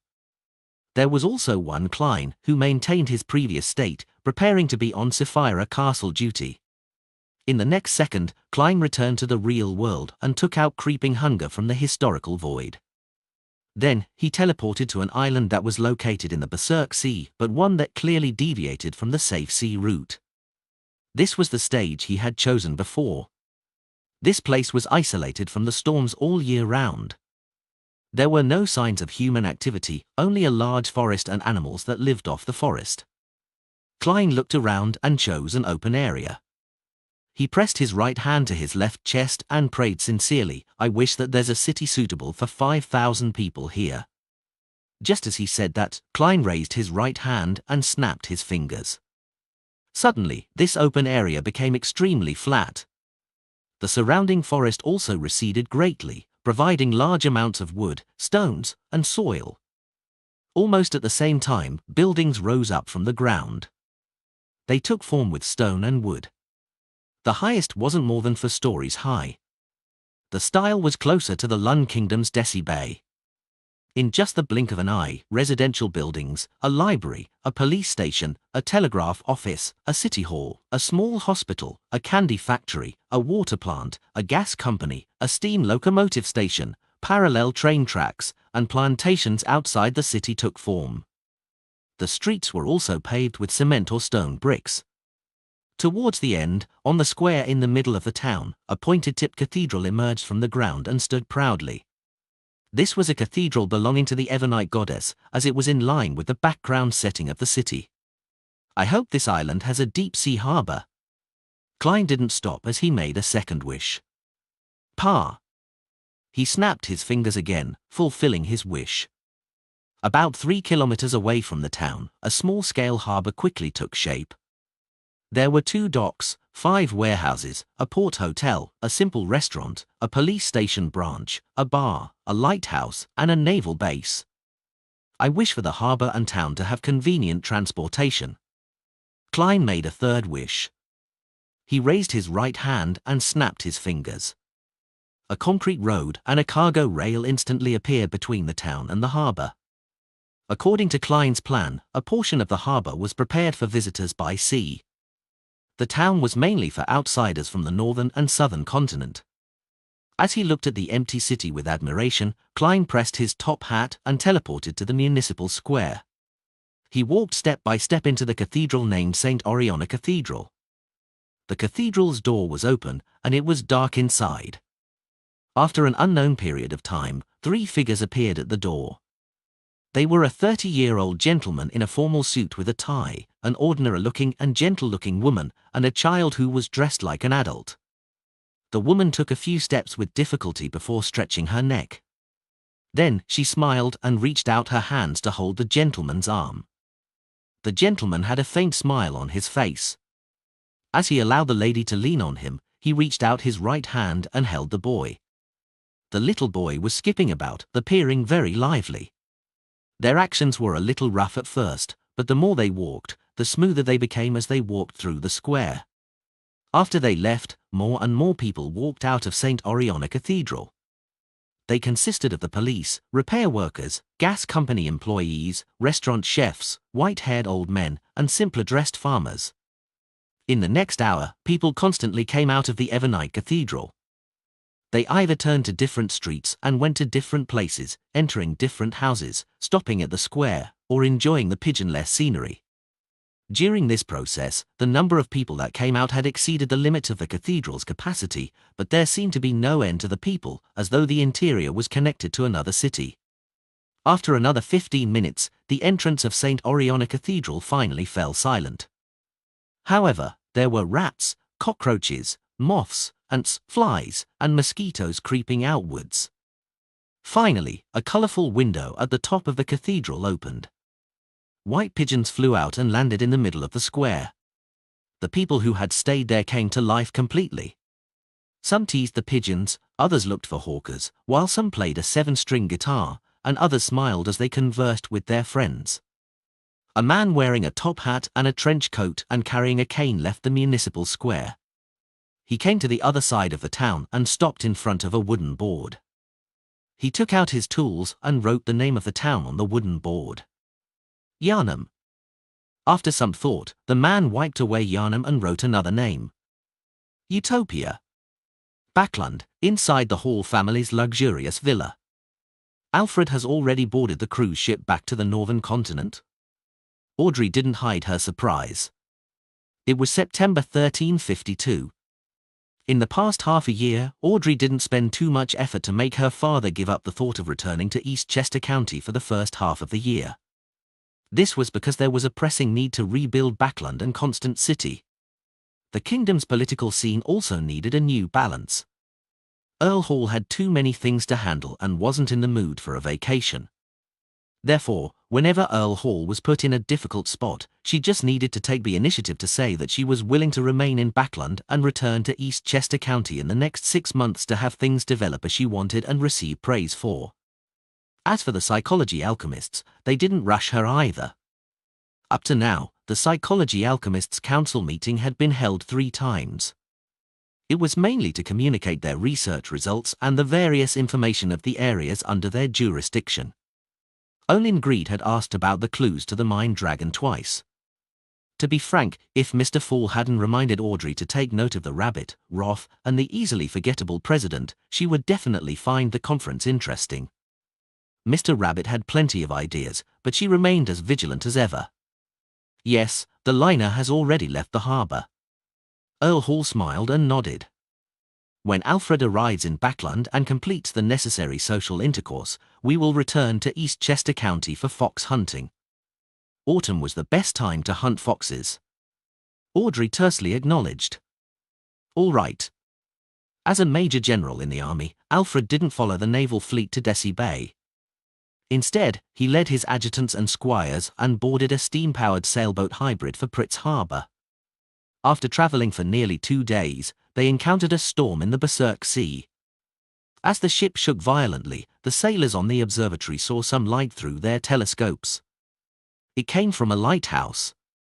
Author's note: I wrote in detail 3 plans in the previous chapter because I felt that the third plan was most impactful, but it's impossible for Klein to undertake it with his character, so I had to unfortunately give it up. I specially wrote it out for all of you to have a sense of what's the most bizarre and mysterious method.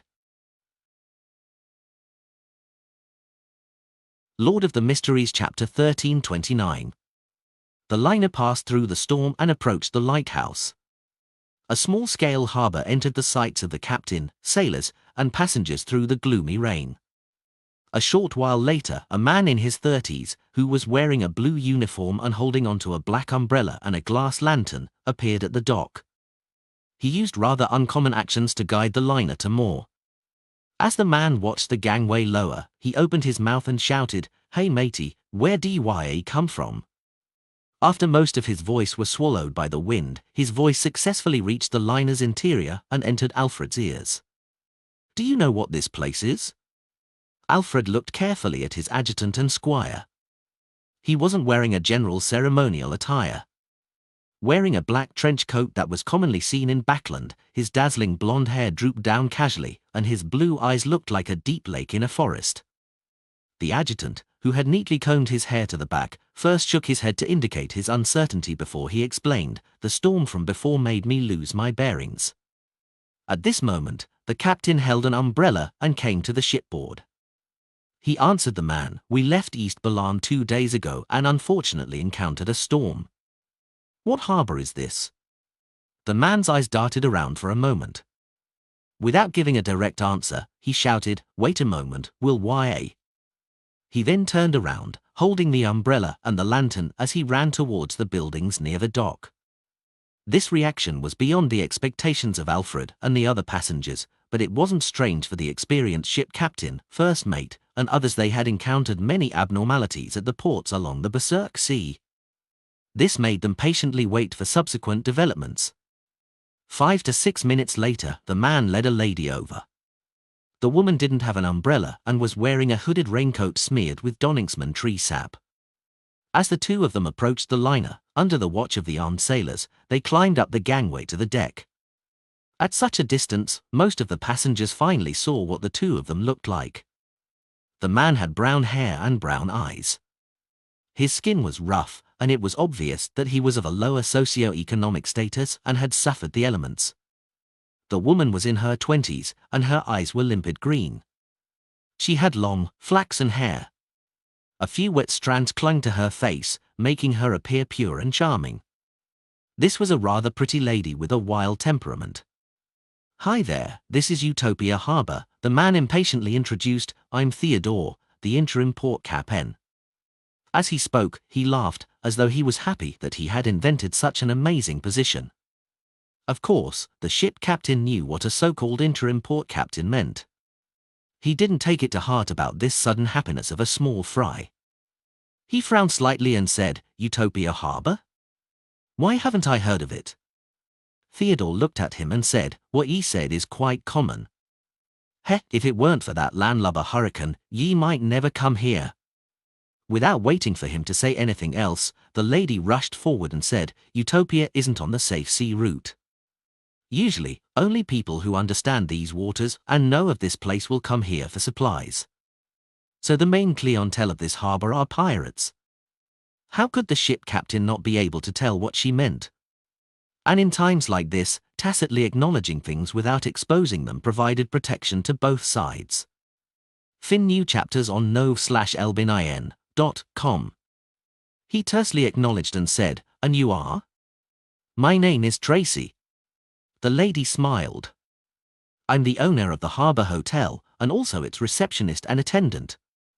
She surveyed the area and said, "It's quite a heavy storm, and the ship will be bumpy. It's not a wise choice to stay in there to rest. The hotel will provide you with stable beds, warm water, clean food, warm blankets, and an environment that will remind you of home. It's only 10 pence a night." I'm referring to the price of a single room. Other than that, you guys can still drink at the nearby bar and enjoy our warm hospitality. Clearly, this lady was here to solicit for business. The captain was rather alert and didn't respond directly. He nodded and said, I can't decide on behalf of the passengers. They are free to choose for themselves. Of course, as captain, I will stay here with my crew. Tracy maintained her smile and said, I'll wait at the hotel for guests who are willing to disembark. She seemed to have received a certain amount of education. She wasn't as hot and spirited as the women at other ports who spewed vulgarities with every sentence. Tracy turned around and was about to return when Theodore approached her and said with a sullen expression, You have to thank me for telling you the news immediately. As he spoke, his right hand pressed against Tracy's but before he pinched hard. Pa! Tracy swatted away his hand and chided, You're a jerk who should be FKED by a donkey. She took a few steps forward and left the liner by the gangway. Theodore shook his hands and cursed with a smile, BTCH. This scene suddenly moved many passengers on board. To them, the biggest flaw on the ship was that it was boring, and there was a bar at the harbour. This meant that they could meet cheap street girls who were unlike those from the northern or southern continent. There were local street girls with their unique local charm. If one was lucky or willing to spend a lot of money, one of them might even be able to sleep with that spirited beauty with an attitude. Instantly, many passengers packed their luggage and prepared to head to the harbour hotel. Upon seeing this, Alfred's adjutant asked, General, are we getting off the ship? Alfred shook his head slowly. We don't know anything about this place.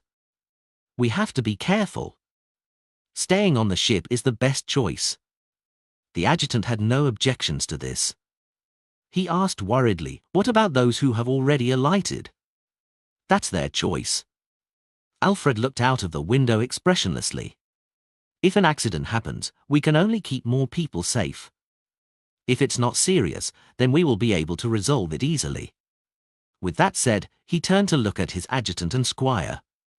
We'll take turns to keep watch tonight to prevent any accidents.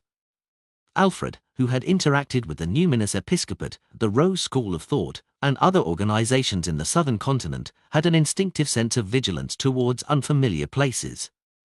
After he exchanged his opinion with the ship captain, Alfred got into bed, listening to the strong winds hitting the glass windows and the torrential rain pattering the deck. He was about to doze off. At this moment, he heard a tender and sad melody coming from the direction of the harbour. It seemed to come from a flute, intermittent like a human whimpering through the storm. Alfred was instantly immersed in the music. It was as though he had returned to Backland, which always appeared in his dreams. He returned to a state that was a mixture of his happy childhood days, the vexing times of his youth, and other emotions. He shook his head violently and shook off the feeling. He realized that it wasn't a psychological effect, but a normal person's reaction. Alfred rolled out of bed and walked to the window. Using his Sheriff Beyonder powers, he confirmed that the music he had heard had come from the cheap hotel. It's not from the guests on board the ship. Their goal is very clear. They wouldn't be in the mood to play such a melody. There are tourists in Utopia to begin with, or could it be that owner and part-time attendant named Tracy? If it were her, she would be a lady with a story. Alfred sighed and retracted his gaze. He stopped pondering over the matter. Although he was curious, he had no intention of getting off the ship. Soon, the sound of the flute stopped. The harbour hotel regained its silence and nothing unexpected happened. Just like that, time passed, and as the storm stopped, the sky gradually brightened. At 8 in the morning, the liner passengers returned one after another. Every one of them had weak steps and looked haggard. Upon seeing this, the sailors immediately laughed and said, The chicks here seem pretty good. The passengers shook their heads at the same time and looked regretful. One of them rubbed his temples and said, The Lanty-proof here isn't bad. It's cheaper than other places. I wasn't careful and had a little too much to drink and ended up falling asleep. I don't even know if anything happened with that babe. Sigh, I woke up to realize that the ship was about to leave, and I don't even remember what I did after getting drunk. Praise the lady. She'd let me lie in bed and not sleep in the rain. The other passengers chimed in to express their similar experiences. Of course, everyone had different details. For example, some passengers praised the breakfast dessert in the cheap hotel. The sailors were regretful that they didn't manage to drink the cheap and good Lanty-proof. They started teasing the passengers. Perhaps the one who spent the night with you wasn't the chicks here but the burly man like Theodore. Since all of you were drunk, there's no way to know what happened. Ha ha, try touching your assholes. Amidst the lively atmosphere, the sailors withdrew the gangway and raised the sails, allowing the liner to set off slowly. Alfred finally relaxed after they passed through a dark sea and returned to the familiar safe sea route. He smiled at his adjutant and squire and said, "You can mark this place on our map," mentioning that the liquor and desserts here aren't too bad. Yes, the girls have their own traits. After a few more days of traveling, the passenger finally arrived at Desi Bay's Eskelson Harbour after traveling along a winding safe sea route. Alfred, who had the demeanor of a noble and his socialite instincts, paid a visit to the brass of a nearby military base and shared a good dinner with them. When he returned to one of his father's vacation villas, he was surprised to find the squire whom he had sent away to gather for information. "What's wrong?" Alfred put away his disorganized thoughts. The squire lowered his voice and said, "General, all the official maps in the kingdom have no indication of Utopia Harbour." Lord of the Mysteries Chapter 1330. Alfred felt the room temperature plummet when he heard his squire. An indescribable chill invaded his body, freezing his blood and bone marrow. When the liner stopped at Utopia Port, he had expected the worst situation to happen. Utopia was the headquarters of some cult, and that everyone there was a dangerous lunatic. But now, the truth was even worse. Perhaps Utopia never existed. At that moment, Alfred was unusually thankful that he was no longer the noble scion he was when he left Backland. He had accumulated a great deal of experience and had thus not really entered Utopia Harbour. Under the gaze of the adjutant and squire, the Major General paced back and forth with a solemn expression. He calmly instructed, "Draft up a telegram and report to MI9 about what happened in Utopia. At the same time, request the local official beyonders to immediately take action and contact the captain to list down all the people who entered Utopia Harbour. If necessary, pay each of them a visit and confirm if there are any problems." "Yes, sir." His adjutant immediately stood at attention and saluted. After the adjutant walked out of the study, Alfred said to a squire, "Bring up the typewriter from downstairs. I want to write a detailed report." His plan was to first use a telegram to report the key information to the brass and not delay the initial actions necessary. Then, he would reveal more details with a confidential document and provide more information for the military brass to make a decision. Wendell walked into a second-class carriage with one hand on his top hat and the other carrying a suitcase. He wasn't even 30 years old. His sideburns were deep black and his brown eyes were calm. He didn't have any unique features that anyone could remember, but he exuded comfortable vibes. A few months ago, he was still a Fana Potter intelligence officer who was active in Desi Bay and had contributed greatly. Now that he was a Sequence 7 Beyonder, he was part of MI9's Internal Affairs Department. Today, his goal was to send a confidential document to Backland and personally hand it into the hands of MI9's director. After sitting down, Wendell bought a newspaper from the paperboy and leisurely read through it. This was just a superficial act. In reality, he began to use his Beyonder powers to illustrate portraits of the passengers around him, remembering all their characteristics, making meticulous and perfect preparations for any accidents that might happen later. Chew! The steam locomotive was chugging forward as the scenery outside sped past the windows. A few hours later, Wendell cast his gaze out of the window with some anxiety. The sky was already filled with dark clouds, and a storm was about to descend. This meant that the steam locomotive would stop at a station ahead of time to tide through the storm. It might only continue its journey the next morning and not reach its designated location. In Wendell's opinion, this would undoubtedly lead to more risks due to a deviation in his expectations. However, it was beyond him. He couldn't change the weather like the sea god, who was promoted by the Rorsted Archipelago's new government. The only thing he could do was pray to the Lord of Storms. Reality proved that praying was useless most of the time. By the time the sky turned dark, the station in front of them had already sent a light signal to get the train to slow down and stop. Chew! The steam engine whistled again, and the train slowed down. Finally, it stopped at an unfamiliar platform.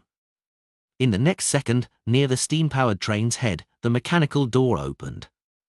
The train conductor stood at the entrance and shouted to the staff on the platform, "What happened up ahead?"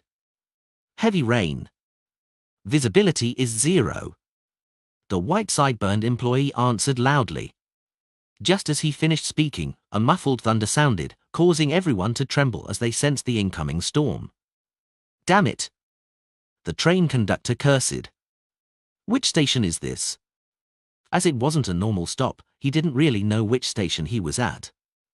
After all, the schedule he was in charge of didn't stop at every station in the past. Utopia. It's a small station. You can arrange the rest yourself. The staff shouted and ran towards the other end of the platform with the glass lantern in hand. "I have to give the train behind a signal." The train conductor had no doubts about the staff's attitude because this was a normal dispatch process. Otherwise, an accident between two steam locomotives would happen. He could even be certain that the other staff members of the Utopia station had already sent a telegram to the other stations to warn them. Of course, they must have received a telegram to learn of the area ahead being enveloped by a heavy storm. Utopia? Wendell repeated the name in a low voice, not finding any useful information in his mind. Of course, he didn't think too much of it. This was because there were many unknown steam locomotive stations in the entire Lun Kingdom. This was a manifestation of the country's overall strength. The train conductor looked at the dark sky and muttered a few words before using the newest megaphone to speak to the passengers on board. "A storm is coming. The train will stop at Utopia Station until 8 in the morning tomorrow." He estimated the storm to continue the entire night. "You can stay in the carriage, or you can exit on your own accord to head into the city to look for an inn. Tomorrow, simply show your ticket stub to board the carriage again.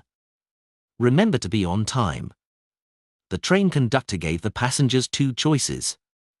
Wendell looked at the passengers inside the second-class carriage and pondered for a few seconds before carrying his suitcase and walking out of the train. It wasn't that he couldn't handle the harsh environment that wasn't conducive for good sleep. When he was an intelligence officer, he had been through plenty of hardship.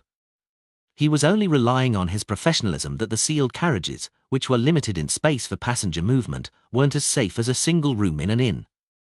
Of course, he could also stay up all night, but this would definitely affect his condition tomorrow. Clearly, he still had a long journey tomorrow. After exiting Utopia Station, Wendell got on a rental carriage by the side of the road and said to the carriage driver, "To the municipal square." In the Lun Kingdom, there would definitely be a cathedral and a hotel near the municipal square. "Sir, are you planning on going to the hotel?" the carriage driver asked as he made the horse turn around, seemingly capable of getting along well with anyone. Yes. As a Sequence 7 Beyonder, Wendell didn't hide it. In his opinion, as long as he lived in the city center while overseas, he could easily find a group of helpers with his status, and his strength was enough to support him in completing this task. The best hotel in Utopia is Red Boots. "Are we going there?" the coach driver asked in a suggestive tone that all men knew. If he didn't have a mission, Wendell wouldn't mind pleasuring himself. However, he could only shake his head without any hesitation. "I want a quiet hotel." "All right," the coachman replied disappointedly. "Let's go to the Iris's hotel. No one will disturb you there." As the carriage advanced, Wendell cast his gaze outside the window to observe the situation outside. Perhaps it was because the storm was about to arrive, the people on the road were all in a rush. Even the paperboys looked down. A very small city. Wendell came to a preliminary conclusion from the lack of a track carriage. He only saw one trackless carriage. This meant that most of the areas in Utopia could be reached on foot in an adequate amount of time. Just as he had expected, in less than 10 minutes, the rental carriage stopped at the entrance of the Iris's hotel. Wendell paid the fare and rushed into the hotel before the rain fell. He heard pattering sounds behind him just as he entered. After checking in and putting down his luggage, Wendell rested for a while. He kept the confidential document close to him and went to the restaurant on the first floor to enjoy dinner. He cautiously didn't have any alcoholic beverages and asked for a cup of fizzling iced tea, which was supposedly a local specialty, and a fried pork chop drenched in apple juice.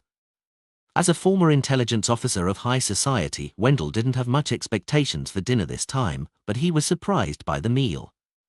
The pork chop was fried in a succulent and juicy manner that gave off a strong fragrance. The apple juice that was poured on it had a slightly acerbic texture that washed away most of the cloyed taste. The fizzling iced tea was refreshing and especially delicious. When he foot the bill, Wendell nodded at the medium-billed waiter and said, "Please send my compliments to the chef for giving me the pleasure of this wonderful dinner." The ordinary-looking waiter smiled and replied, "That wouldn't be an issue. In all of Utopia City, our chefs are the best." Wendell didn't chit-chat and quickly returned to his room to make some arrangements to prevent others from sneaking in. Then, he fell asleep without any hesitation. He used a relatively safe period of time, which any possible enemies would find unsuitable for taking action, to sleep and pass the time late into the night. After an unknown period of time, Wendell was suddenly woken up by an intense argument. He snapped open his pocket watch to take a look and realized that it wasn't even midnight. "It's from next door."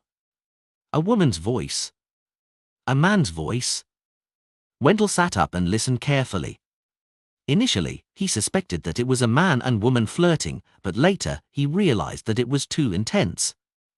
Some of the items were even thrown onto the wall. A quarrel turning into a fight? Just as Wendell mumbled, he heard the shouting, cursing, and screaming of a woman. Beating a woman? As a Lund gentleman, although Wendell believed in the Lord of Storms and discriminated against women, it didn't stop him from thinking that men shouldn't be violent towards women. After 2 seconds of consideration, he decided to knock on the door and remind his neighbors to take note. At that moment, a tragic cry rang out. This was obviously from a man. Thud! Something heavy fell to the floor. Wendell's brows twitched as he sharply caught the scent of a criminal case. He stood up, put on his coat, and went to the room next door. He bent his fingers and knocked twice. Read latest chapters at no.v.el.bin/.c/o/m only. A few seconds later, the door creaked open and a beautiful woman with long, wavy hair appeared in front of Wendell. Her hair was in a mess, and her face was ghastly pale. Her light green clothes were stained with blood, and she was holding a dagger that was dripping with blood. The lady in her early 20s stammered for a while before speaking in a dreamy tone, "I killed someone."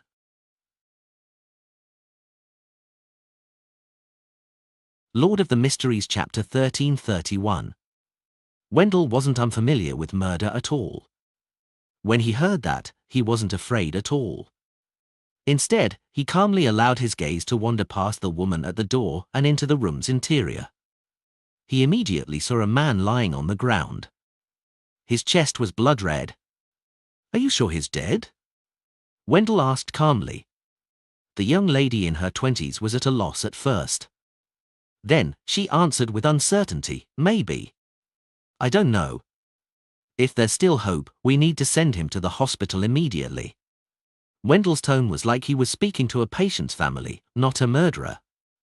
The lady holding the blood dagger subconsciously turned her body and made way.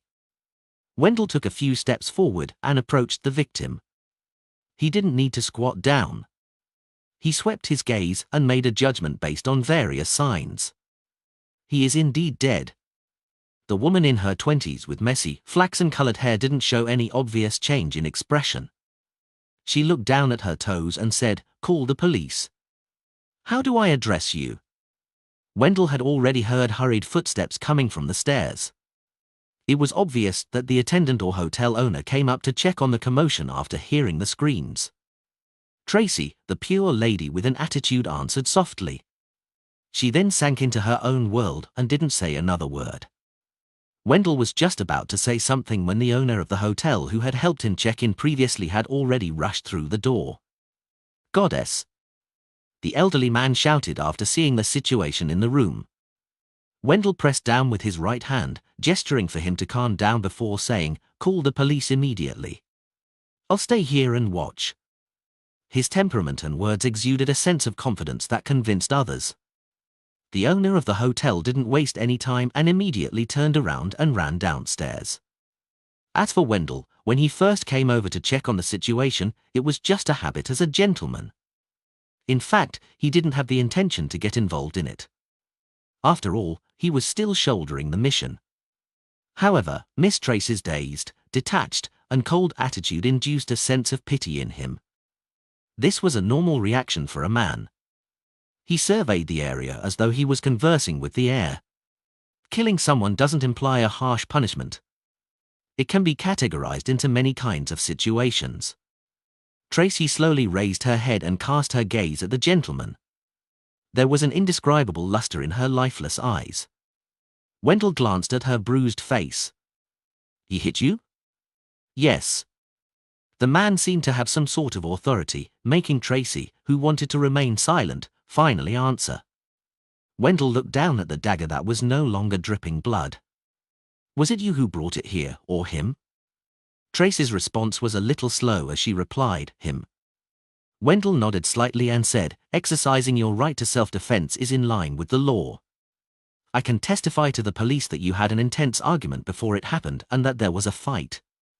Clearly, men naturally possess an advantage in this aspect.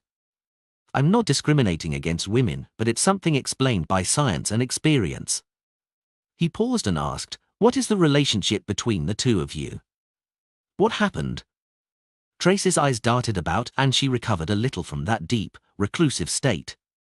She seemed to be answering a policeman's question as she said with a look of hope and sorrow, I am his mistress." Upon saying this, a self-deprecating smile appeared on Tracy's face. "I used to be an ugly woman who blindly chased after money. Not long after I left the grammar school, I became his mistress under his enticement. He gave me a hotel and let me stay there. I wait for his arrival or for him to summon me every week. I lost interest in this lifestyle, feeling increasingly suppressed as my inferiority complex grew. I wanted to return everything to him and get rid of him completely, but he wasn't agreeable. He threatened me using all sorts of methods and refused to let me leave him. The recent times we met all ended in fights. Just now, he said that there was only one way to leave him, and that was death. Then, he beat me up and took out a dagger. Why, you know what happened after that." "Mistress?"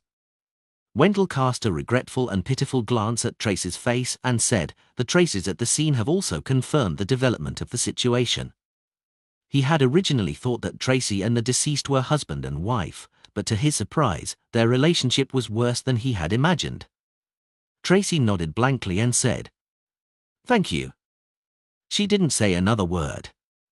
She only broke the silence when the police arrived. She raised her hands and accepted the handcuffs. Wendell looked at her staggered pace and said to the police, "Bring her to check on her injuries first and treat them to avoid any accidents." The police officers didn't know why they had to listen to instructions from a witness. In short, they led Tracy and Wendell to a small hospital in the city without any objections under the heavy rain. As Tracy was a woman, Wendell and 2 police officers waited in the corridor of the hospital without entering the room. As time passed, Wendell saw a pregnant woman being sent to the delivery room in a hurry. There seemed to be some problems and they needed help with the labor process. After a while, he heard the sound of a baby crying, an announcement of a new life coming to this world. At this moment, Tracy happened to come out. "Do you feel it?" "Life's beauty," Wendell said to Tracy solemnly. As Tracy listened to the baby's cries amidst the howling wind and rain, her expression was clearly touched. Her face had already been wiped clean, making her look very clean and simple. After a few seconds, Tracy returned to her senses and nodded at Wendell before saying, "Thank you." This time, she was no longer as numb, blank, and reclusive. Wendell secretly heaved a sigh of relief and followed her to the police station to record a statement. After doing what was necessary, Wendell walked to the street side and prepared to take a rental carriage back to the Iris's hotel. However, in the middle of the stormy night, there were no pedestrians or carriages on the road. This is the disadvantage of a small city. It's not convenient enough, Wendell muttered. He opened the umbrella he had brought with him and made his way back to the Iris's hotel. As a former sheriff, he had the memory, in the mystical sense, of the route he had taken before. He wasn't worried about getting lost in the small city. At this moment, the storm had already reduced significantly. However, the strong winds continued to sweep past Wendell, causing rain to fall on him. This caused Wendell to raise his right hand and block his chest. That confidential document was hidden on the inside of the clothing. Wendell had previously kept the document close to him even when he was sleeping, not allowing it to be separated from him. For this reason, he had already developed a habit. As long as he had the corresponding self-reminders, he wouldn't turn over once he fell asleep. After walking for about 15 minutes in the small town of Utopia, Wendell saw the Iris's hotel. At that moment, his top hat and clothes were drenched due to the strong winds. This made him a little worried that the confidential document would be damaged by the water. Strictly speaking, I have already violated the rules of the mission, but how could I not help a lady like her? This is what a gentleman should do. Wendell was slightly vexed, but he didn't regret it at all. After entering the room, he immediately removed his jacket and took out the document, placing it on the table. The envelope containing the document was already visibly soaked. There were quite a few places that seemed to tear with a little force. Wendell immediately rang the bell and called for an attendant to ask for a gas stove, hoping to raise the temperature in the room and accelerate the air-drying process of the sealed document. In the process of waiting, he realized that the silence expected from the middle of the night wasn't there. It was as if the screams and the police's arrival had caused the tenants and nearby residents to wake up without being able to fall asleep. The howling winds lessened significantly, and Wendell could hear children crying, married couples arguing, the sound of a wooden violin being played, intermittent sobbing, the footsteps on the stairs, and the occasional sounds of discussion that were sometimes suppressed and sometimes raised without realizing it. He didn't feel anything about this lively scene. He just felt that they were noisy that prevented him from calming down. After a while, the attendant brought over a coal stove. Wendell relaxed and asked casually, "Do you know that Miss Tracy?" The thin attendant shook his head. "No." He then added, "I heard that she's a local, but I've been living outside in the plantations outside the city before this year." Discover new chapters at novelbin.com. "What do you know about her?" Wendell asked subconsciously. "She comes to our hotel 3 to 5 times a month with a dead man." The waiter suddenly sighed. "She's not happy at all." Wendell was silent for a few seconds before dismissing the attendant and returning to his desk. Seconds ticked by as the envelope outside the confidential document gradually dried up. At this moment, the inside and outside of the hotel had become relatively quiet. Only the sound of rain falling and the sound of the windows being rattled by the wind could be heard. Wendell was full of spirit as he recalled everything that had happened. He sighed for Miss Tracy's life and flipped the envelope. At this moment, he realized that some damage had appeared on the bottom part of the envelope, revealing the piece of paper inside. Wendell frowned, knowing that he was about to be punished. Of course, the punishment wouldn't be too heavy, as if the document to be distributed was confidential enough, he wouldn't be the only one to dispatch it. Wendell had originally planned on maintaining the present state and showing the damaged situation during the handover. However, when he swept his gaze, he saw a word on the document through the hole. Utopia. Wendell's nerves tightened, and he felt as if the sound of the wind and rain outside had suddenly stopped.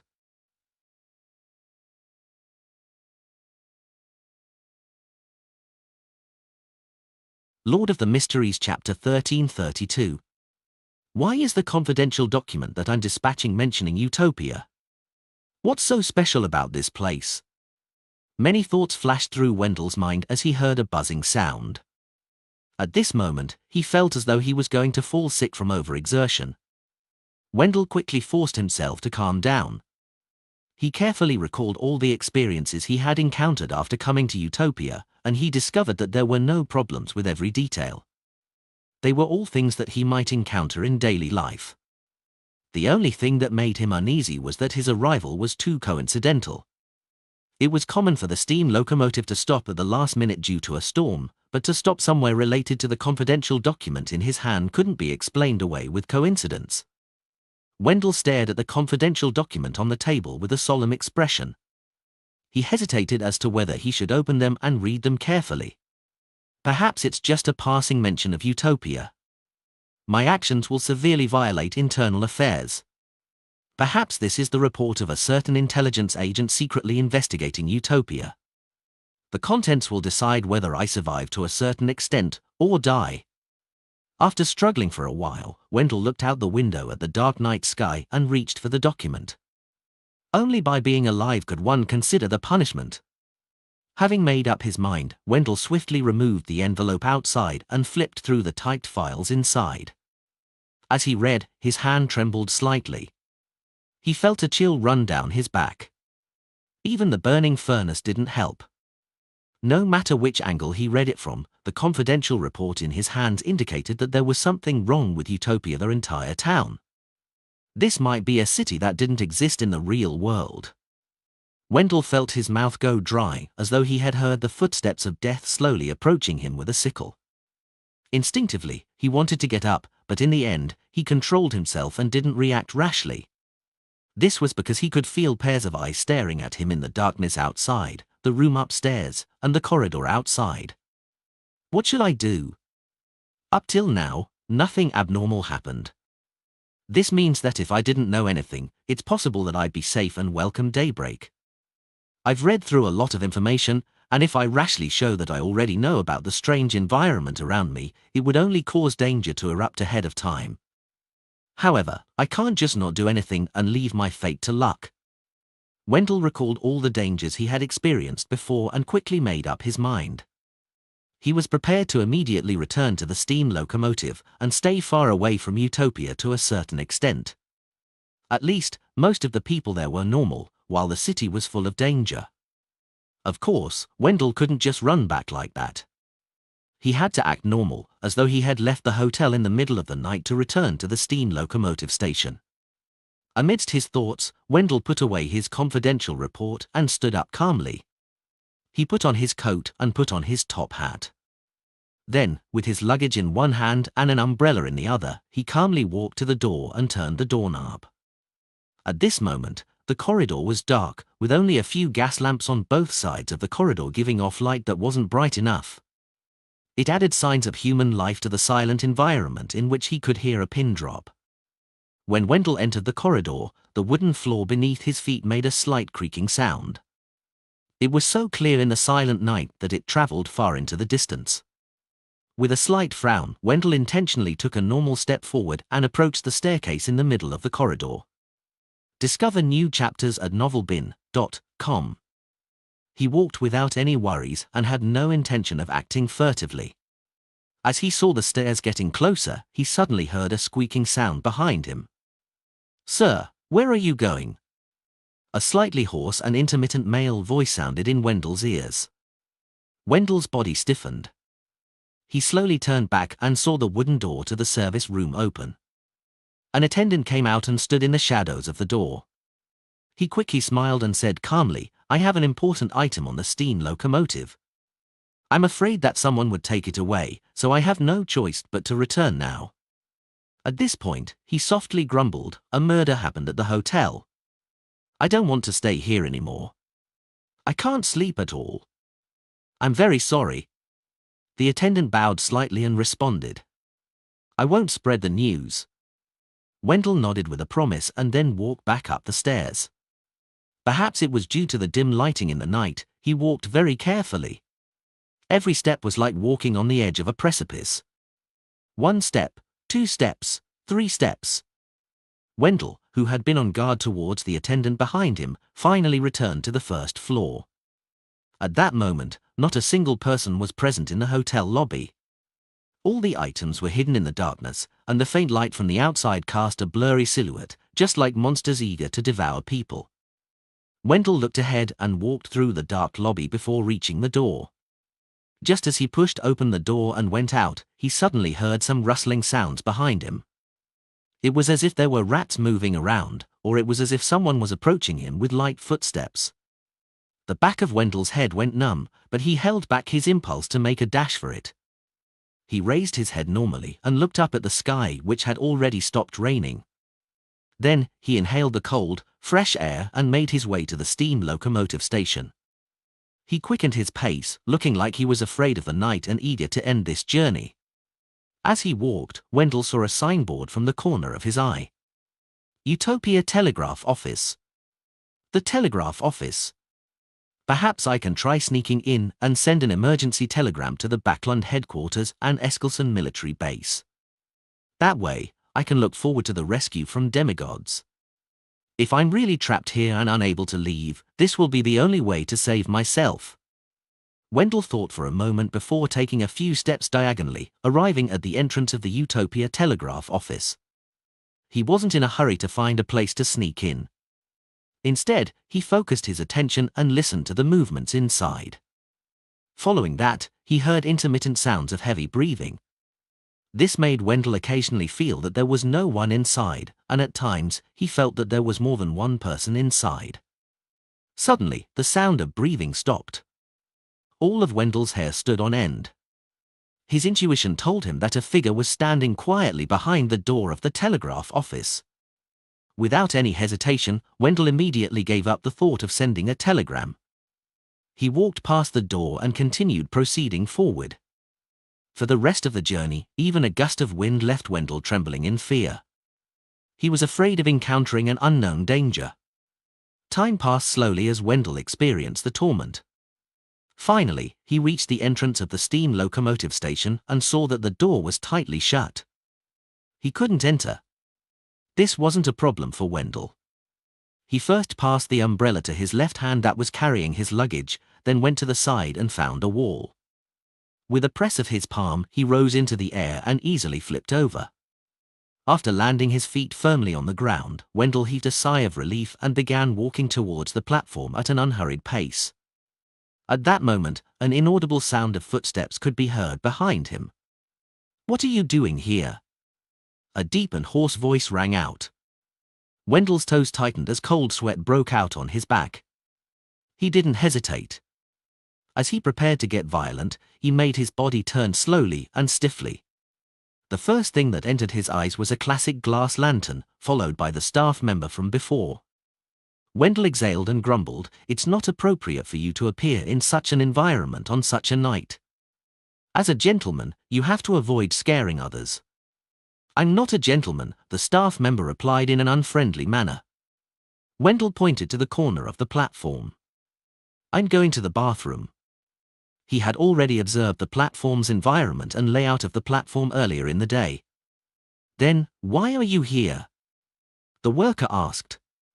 "I'm lost," Wendell answered simply. Following that, he ignored the staff and walked towards the bathroom. Behind him, the staff member watched silently without saying a word. This gave Wendell a lot of mental stress, but he maintained his gait very well.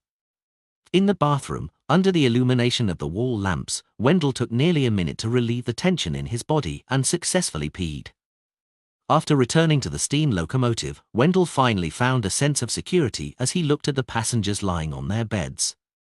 In the next few hours, he didn't sleep at all and was on guard against any accidents. Just as Wendell's grasp of the passage of time slowed down, the sky gradually brightened and dispersed the darkness. In the next 2 hours, the travelers who had gone to Utopia returned one after another. Some bought a bottle of local red wine. Some looked haggard. They looked like they had been beaten up or were hungover. Wendell was very wary of them, but he couldn't discover anything unusual in the details. Chew! Finally, the whistle sounded as the steam locomotive slowly began to move. Amidst the chugging sounds, the train left Utopia station. After that, they went through another dark, gloomy weather. Fortunately, no thunderstorm descended, and the sun quickly pierced through the clouds and illuminated the ground. For Wendell, all of this was normal. It had been like this since he arrived at Utopia last night. If not for the confidential report, which was hidden near his chest, he definitely wouldn't have believed that there was any problem with Utopia.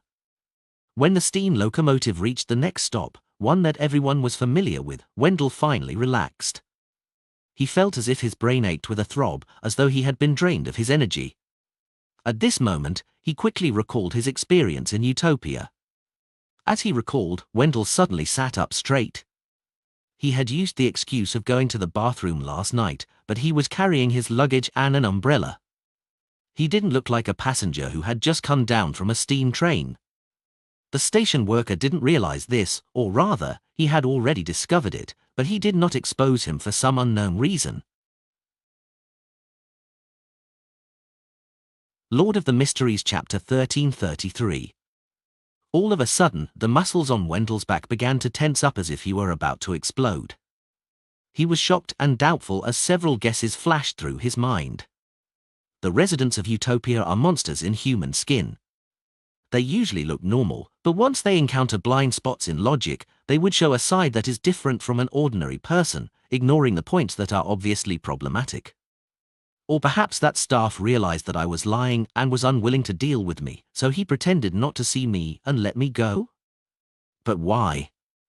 Yes, carrying my luggage to the bathroom can be explained away as me being afraid of losing my luggage, but the entire platform is sheltered. There's no need to take the umbrella. Besides, the rain had already stopped. Wendell instinctively turned his gaze out of the window, only to see the sunlight shining on the platform he was at. One by one, passengers waited in order behind the safety line, completely different from the dark and gloomy vibes that Utopia gave off. Phew. He exhaled and suddenly relaxed. This isn't Utopia. I've already left. Wendell murmured to himself as he wiped away the cold sweat that had seeped out from his forehead. When he recalled his oversight earlier, it was as if he had fallen into a nightmare that he couldn't wake up from no matter how hard he tried. After a while, Wendell stood up and decided to smoke at the platform to ease his mood. The tobacco comforted him greatly, allowing him to recall his past experiences in Utopia. During this process, he gained inspiration from his encounter. Maybe it's because I sincerely helped Tracy, so that staff member intentionally ignored my problematic actions and let me go? Compared to the entire population of Utopia being monsters hiding underneath human skin, Wendell was more willing to accept this explanation.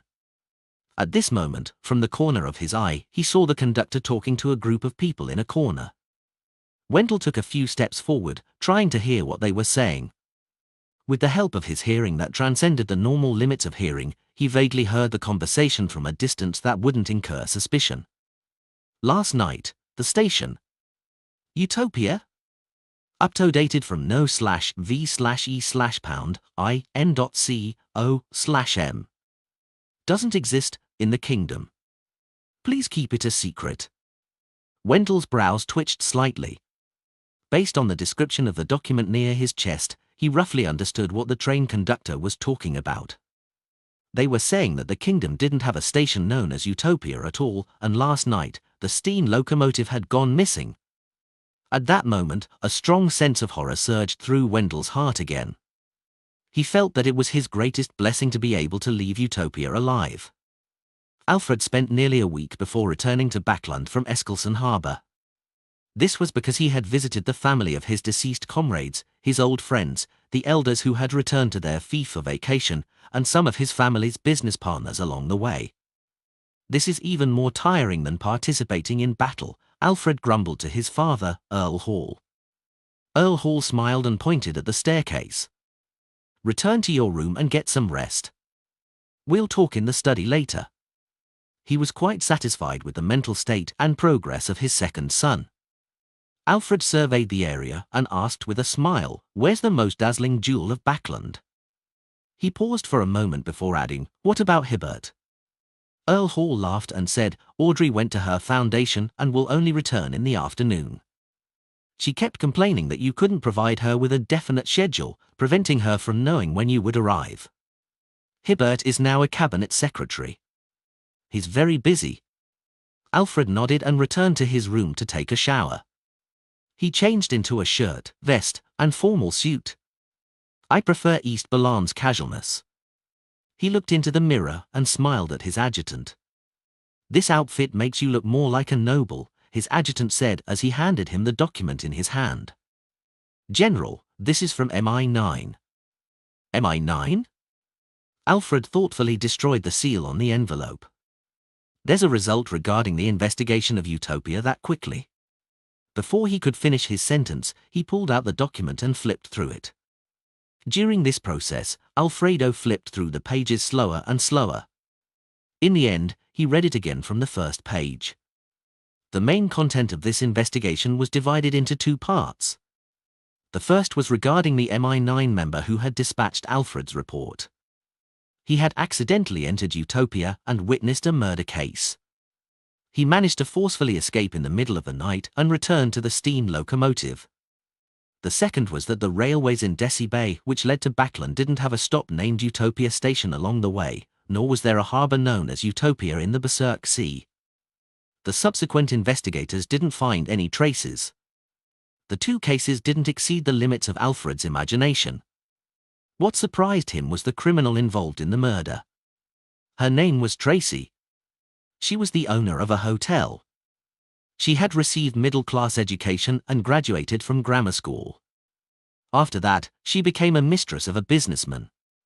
Recently, she was trying to free herself from this identity.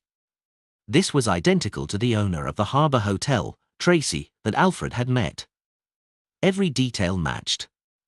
As a result, Alfred determined that the culprit behind the murder was Tracy, the beautiful woman who had received a certain degree of education, who was able to produce sad music in the middle of the night.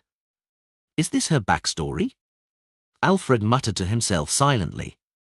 This made the residents of Utopia seem very realistic. It wasn't what Alfred had expected, an illusion. In other words, after the outsiders left, the inhabitants of Utopia continued to lead their own lives.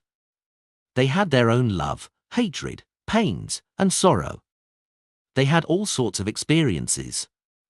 Apart from Utopia seeming to not exist in the real world, it was similar to any ordinary town in the Lun Kingdom.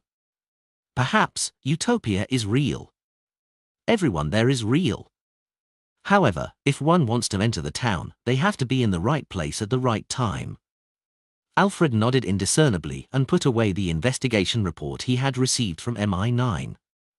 To him, even if this matter ended here, he had no intention to investigate further. One had to know that, in the southern continent, there were countless bizarre incidents and phenomena.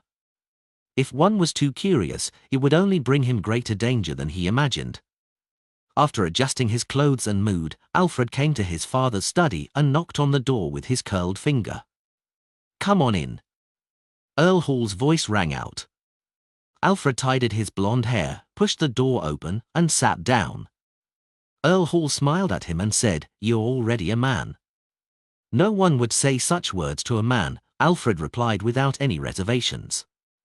"In my heart, you're still that rebellious youth," Earl Hall said with a smile. "You're already a Sequence 5 Beyonder?" Alfred replied with a double entendre, "Yes, I am a real knight." Earl Hall nodded and suddenly sighed. "You should have experienced a lot of hardship. From what I know, no matter if it's the potions or war, they will bring serious damage to people, from their bodies to their minds.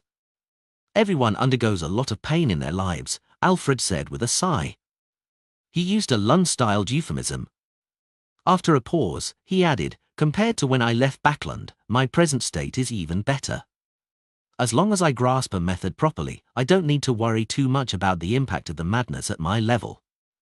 Earl Hall didn't continue on this matter and instead said, "Your sister has also become a Beyonder." "Oh?" Alfred was shocked at first, but then he remembered something. He said with some annoyance, "I thought she just changed her hobby." "From the looks of it, Audrey's adventure had a little bit of your help," Earl Hall said, seemingly enlightened. "I hope you can talk to her about how dangerous, crazy, and painful it is about the sequence potions. Let her remain at her current level." Alfred replied without hesitation, "I'll do it." In the evening, in Audrey's small study room. "Alfred, why are you looking for me?" Audrey, who had changed into home clothes, led Susie and opened the door for her brother. She had been waiting for her brother for a few minutes. "I have something to warn you of." Alfred walked into the study and casually pulled a chair over. Audrey smiled and pointed at the golden retriever. "Do you need Susie to leave?" Alfred couldn't help but smile as he looked at the obedient golden retriever who was sitting by the side, her eyes filled with a look of sentience. "There's no need for that. I believe it won't eavesdrop on our conversation." Audrey casually corrected him. After the noble girl sat opposite him, Alfred sighed inwardly. After not seeing her for a few years, her younger sister was no longer as tender as before. Regardless of her looks or temperament, she had already reached a level that brought about amazement. She was no longer the little girl from the past. Alfred retracted his gaze and asked casually, "I heard that you became a Beyonder." "Yes." Audrey nodded frankly. Alfred had originally planned on asking what sequence she was, but after some thought, he felt that it was too direct. It was easy for her to flare up, so he deliberated over his words and said, "You should be a Beyonder of the spectator pathway, right? The rainbow salamander has similar powers." The rainbow salamander was a gift from Alfred to his sister. After Audrey gave an affirmative answer, Alfred joked, "Can you do treatment in the mind domain now? Most Beyonders, including me, need help in this aspect." "Yes, I forgot to tell you that I'm already a Sequence 5 disciplinary paladin of the Arbiter pathway." Audrey pursed her lips and smiled. "I'm a qualified psychiatrist who has undergone professional training. You can verify this with father and mother. She's already a Sequence 7. Alfred's expression gradually turned solemn.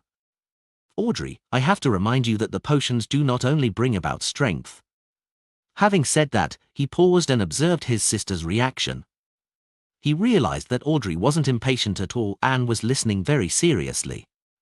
Every potion contains madness that can lead to a loss of control. I've seen similar situations before. More than once. They happen to my enemies, and they happen to my friends. No one is spared. Alfred amalgamated his experiences in East Balam and began explaining the dangers of the potion in detail. During this process, he realized that his sister, Audrey, wasn't the only one listening attentively. Furthermore, Susie, the golden retriever, appeared extremely quiet. Lord of the Mysteries Chapter 1334. MI9's office building was located on Bellotto Street in West Borough, and it was an inconspicuous 3-story building. The entrance didn't show any signs of its identity. It simply hung a door sign, 9. The core of this office building was underground, and above it was for the clerks. Of course, most of the Beyonders who were under MI9 wouldn't go underground for no reason. The environment there wasn't good, and the atmosphere was oppressive. It was possible that an accident could happen due to the failure to watch over a sealed artifact. Zio was now the deputy team leader of the National Security and Counter-Espionage team. She was in charge of a rather small-scale Beyonder team, responsible for handling espionage cases regarding inties in the greater area of Backland. "There's a mission here." Her superior, MI9's deputy director, the team leader of the National Security and Counter-Espionage team, Lieutenant General Pantek, picked up a document and handed it across the desk opposite him. "Is it very urgent?" Zio received it and asked cautiously. Lieutenant General Pantek was a typical Lun old man with a case of severe hairline recession. He picked up a white porcelain coffee cup and took a sip. "Not at all. It's quite low risk. In fact, this mission will be sent to all members, hoping that someone will be able to complete it by luck." This description was out of Zio's expectations, but she didn't open the dossier on the spot and directly replied, "I will inform my team members." Zio returned to her own room after leaving Lieutenant General Pantek's office. When she threw herself into her seat, she seemed to have hidden herself.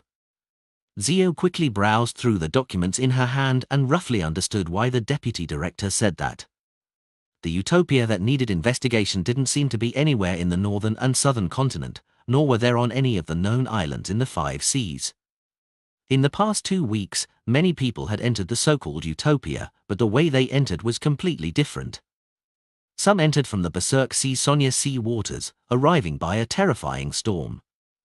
Some were midway on a railway that led from Desi Bay to Backland. Due to a heavy storm, they had been delayed and stopped at the city. Others were in Civilaz County, and they entered because they were lost. Up to now, no one has been affected by the damage or mentally influenced. It's no wonder Deputy Director Pantek said that the danger level is very low. Also, there's no way to conclude the rules regarding the case, making it difficult for one to find the true location of Utopia. Therefore, there's no way for them to send people in to investigate. Yes. I can only tell all members of the situation, and hope that one of them will chance upon Utopia and carefully gather information in secret when they are there. Zio put down the documents in her hand and stood up regretfully, preparing to inform the Beyonders under her. She was regretful that the mission was so difficult that she almost couldn't see hope. This made her unable to accumulate more merit points. In the past half year, Zio had been very busy every day in order to deal with the pending apocalypse. As she dealt with MI9's matters, she completed all the missions Mr. Fool had given her, so as to accumulate contributions on both sides and exchange for the formula and beyond a characteristics of the imperative mage formula and beyond a characteristic to fulfill the wish of becoming a demigod. And up till now, Zio was still lacking a little on both fronts, especially in MI9. If she didn't make any significant contribution, Zio couldn't see any hope. If not for the generous salary from MI9 and all kinds of benefits that came with it, and how she could rely on her status and identity to monopolize a large amount of information so as to help her complete the missions given by Mr. Fool, Zio yearned to resign and become a bounty hunter again. That way, she would have more freedom. I can ask about this case at the next tarot gathering. Perhaps Mr. World will have some clues. As Zio thought, she pushed open the door to the room where her team members were. After assigning the Utopia mission, Zio specially instructed, if the situation isn't right, even if you have the chance to enter Utopia, you can give up immediately. The town of unknown authenticity hasn't shown any danger. Perhaps it's because it hadn't been triggered. After busying herself for a while more, Zio finally ended her day in exhaustion.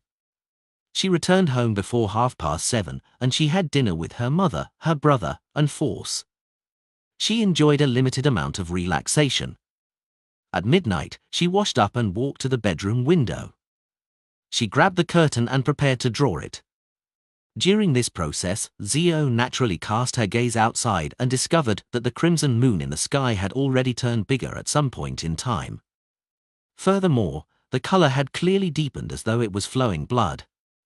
Blood moon. Zio suddenly turned her head and looked next door in concern. She was a little worried about her good friend's condition.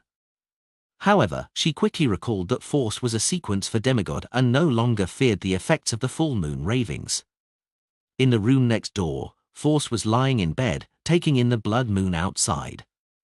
As she endured the pain of her head being pricked by needles, she heard Mr. Dorr say, although going from sequence 3 to sequence 2 is indeed a qualitative change, going from an incomplete mythical creature to a real mythical creature, I believe that sequence 4 to sequence 3 has a qualitative change as well.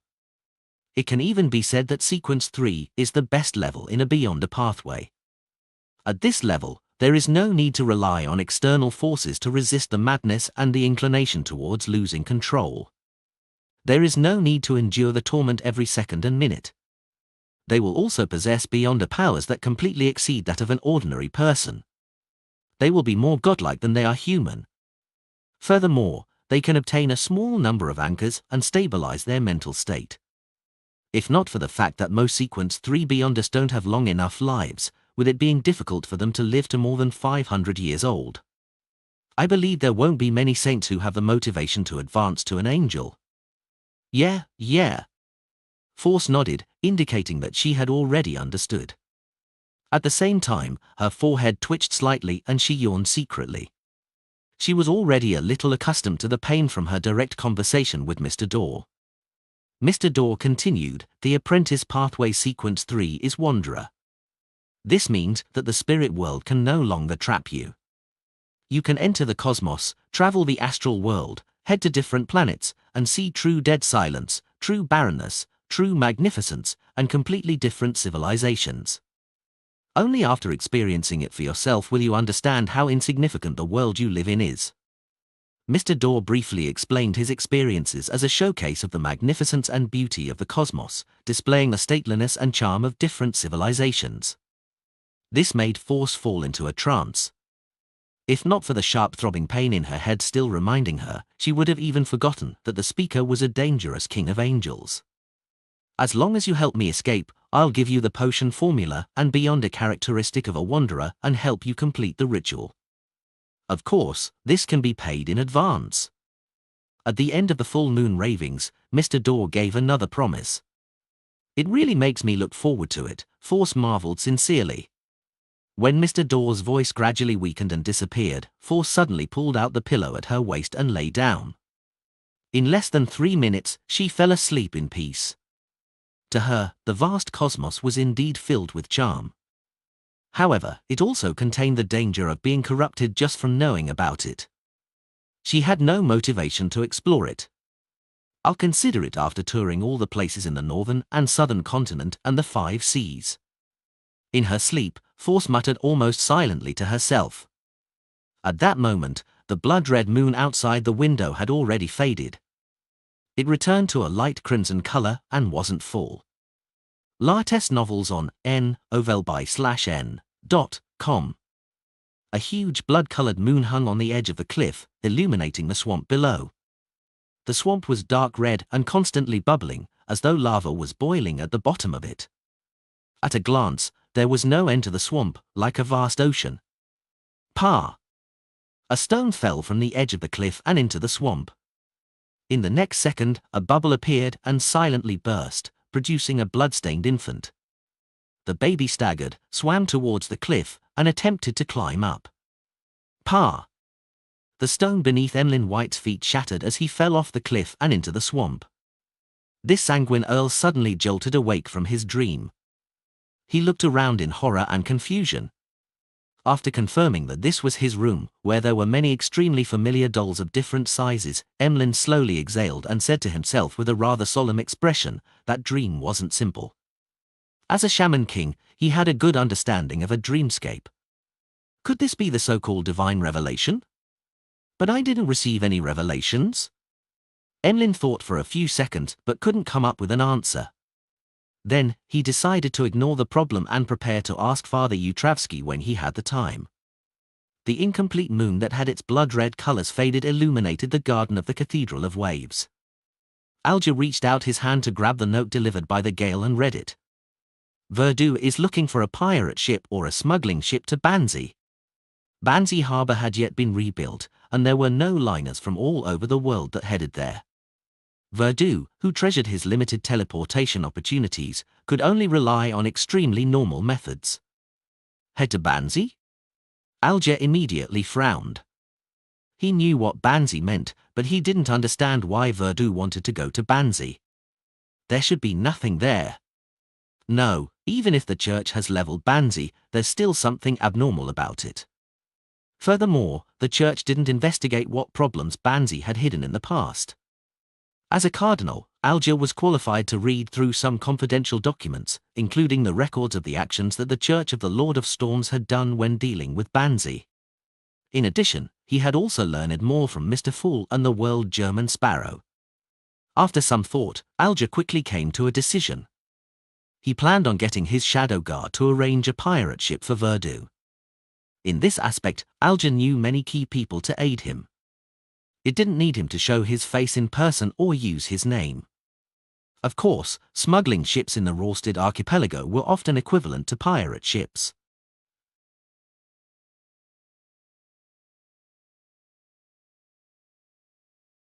Lord of the Mysteries Chapter 1335.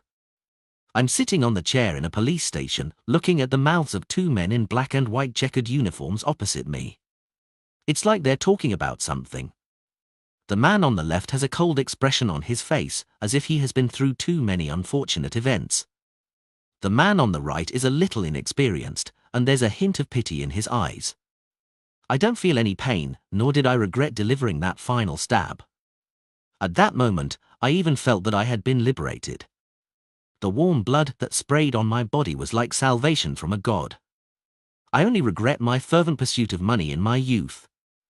I had sacrificed my dignity, my body, and my freedom. Over the past few days at the police station, I've had enough peace and quiet. I had the opportunity to ponder this question at a deeper level, far deeper than whatever that I've been thinking about over the years. Me having a weak will and being immature were the source of the mistakes I made. But they weren't the only reason. Ever since I was a child, all the education I received told me that working and striving hard is for that big house, those full floor-to-ceiling windows that let in plenty of light, to have more than 3 servants, a lawn and garden that I can call my own, silver-plated or even gold-plated cutlery, be able to host a banquet filled with delicacies, run balls that were filled with melodious music, etc. The newspapers and magazines I'd read also told me over and over again that only those that showed a sufficient level of decency can be called middle class. They are the true pillars of support for this kingdom. They are people of high class, excellence, zero mediocrity, and integrity, while having compassion and knowledge. At the same time, they also told me what decency was. It's wearing a beautiful dress, matching expensive skincare products, cosmetics, and exquisite fashion handbags for different occasions. It was to attend concerts, high tea, and gatherings filled with class.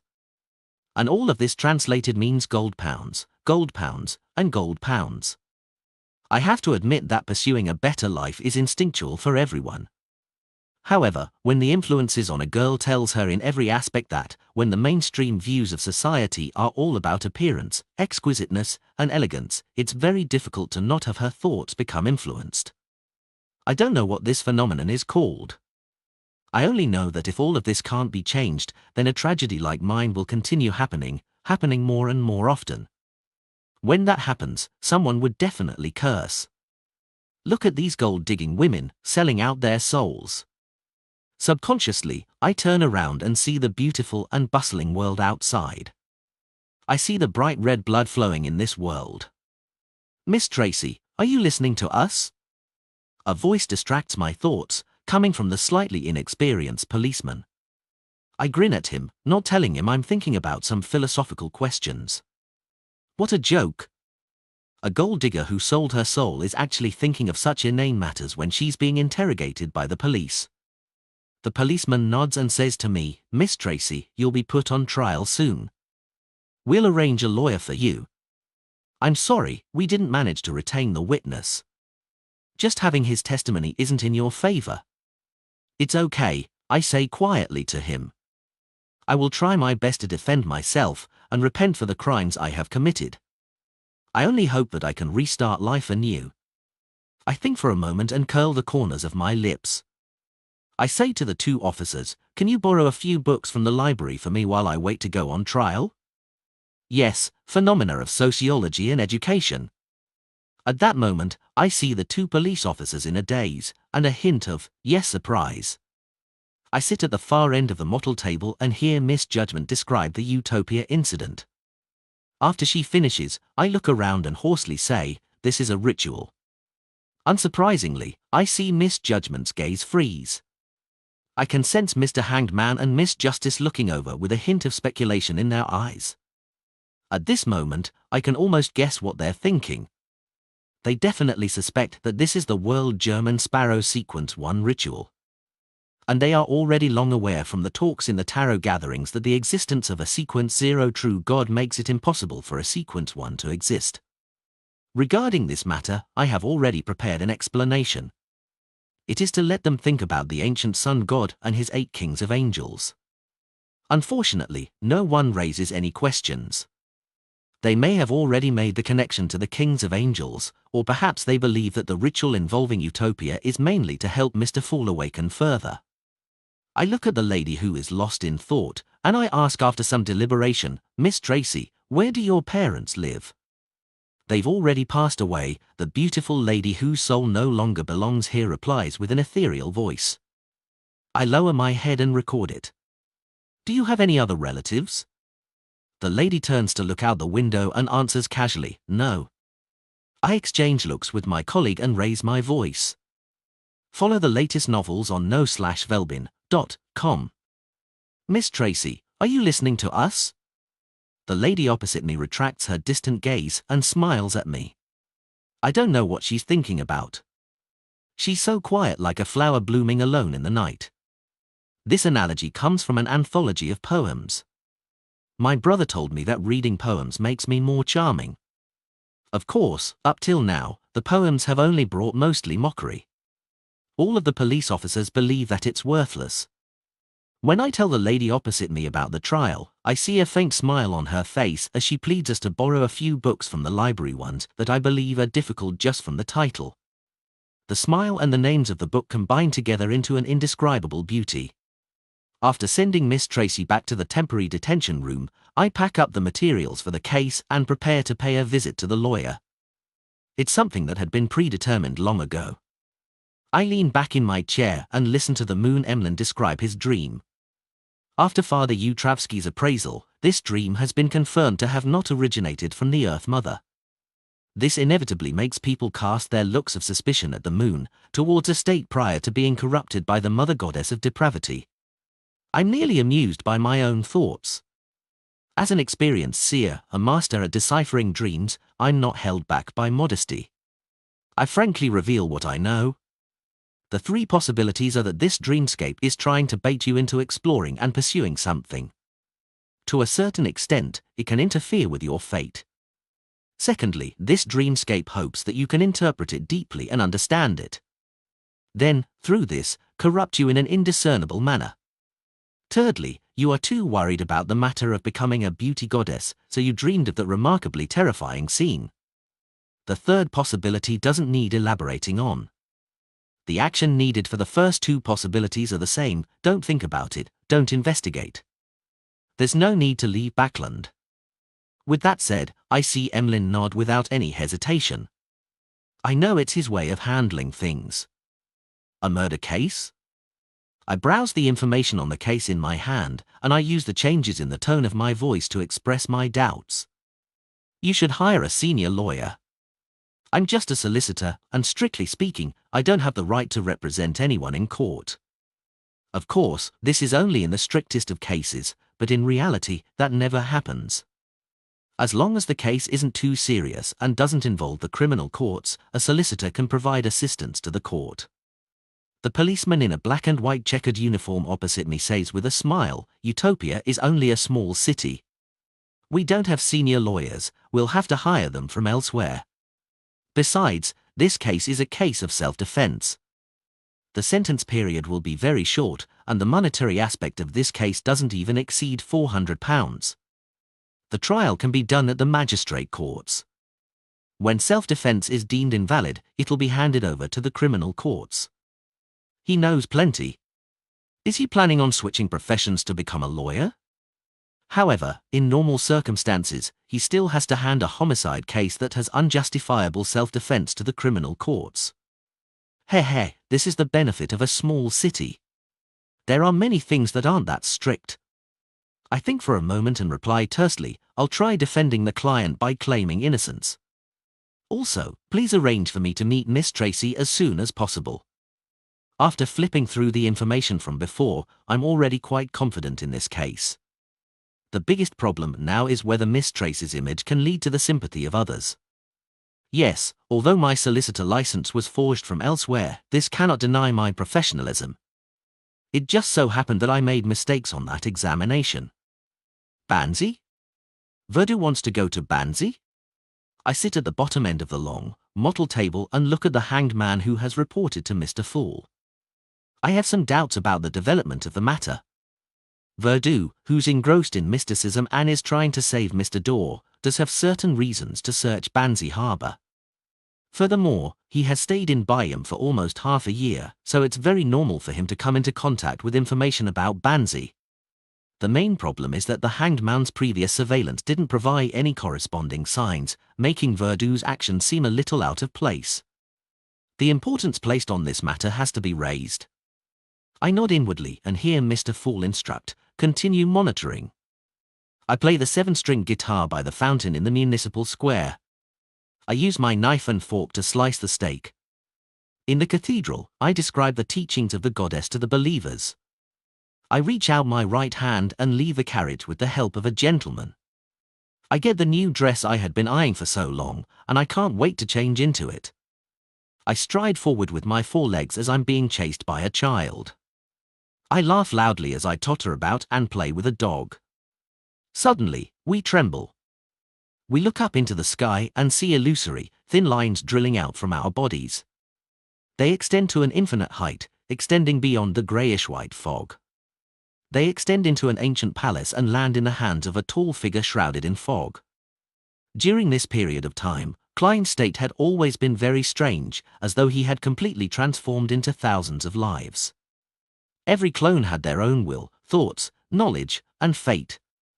However, above this collective consciousness was a primary consciousness that held control. It constantly suffered all kinds of attacks, as though it could be assimilated by the sea of consciousness that had been formed autonomously at any moment. However, it eventually withstood the barrage of attacks, allowing Klein to maintain a certain level of clarity. His true body had been lying underground in St. Oriana Cathedral. His consciousness would occasionally rise and enter Sapphira Castle, and occasionally sink into his body. All the scenes that the marionette clones experienced constantly flashed in his mind like a dream formed from large amounts of fragments.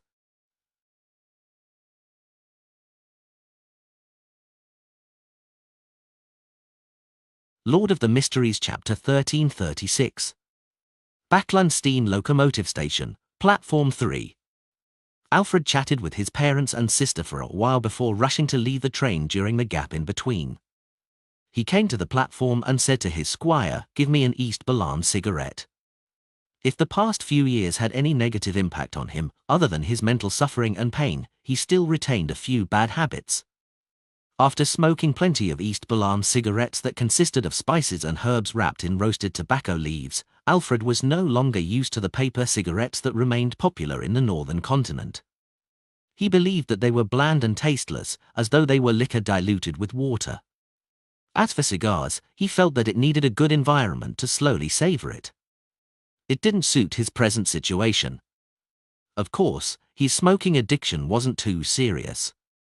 A disciplinary paladin had a good enough constitution and spirit to resist such influences.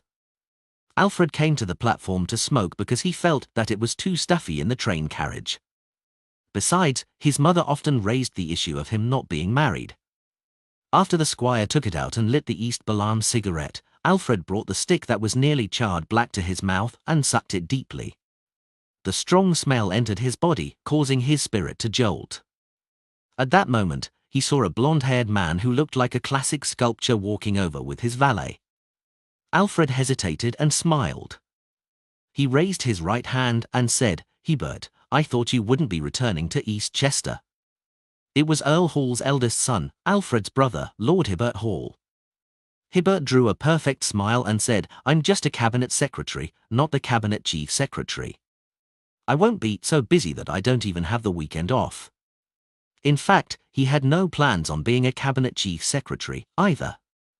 His main goal was to accumulate experience at the various departments in the government and build up his own networks and resources to prepare for entering the House of Lords in the future. Alfred took another puff of the East Balan cigarette and smiled. Happy weekend. After watching Hebert enter the carriage, Alfred sensed that someone was looking over and was discussing. Why aren't there any passengers waiting for that train carriage? It doesn't seem to be full. Ha ha, at a special carriage. It was pre-booked by an important figure for a large sum of money. I know that you might not have seen such a situation before, but you have to remember that this happens frequently in big cities like Backlund and Constant. When those important figures bring their entire family out, they will definitely have more than 100 servants follow. Perhaps there might even be pets, so how can they squeeze in a train carriage with ordinary people? Is that so? I wonder who is this big shot? Alfred turned his head to look. There were dozens of people in grey-blue uniforms on Platform 2 who were quietly surveying Platform 3 across the empty tracks. The distance between the two parties wasn't small.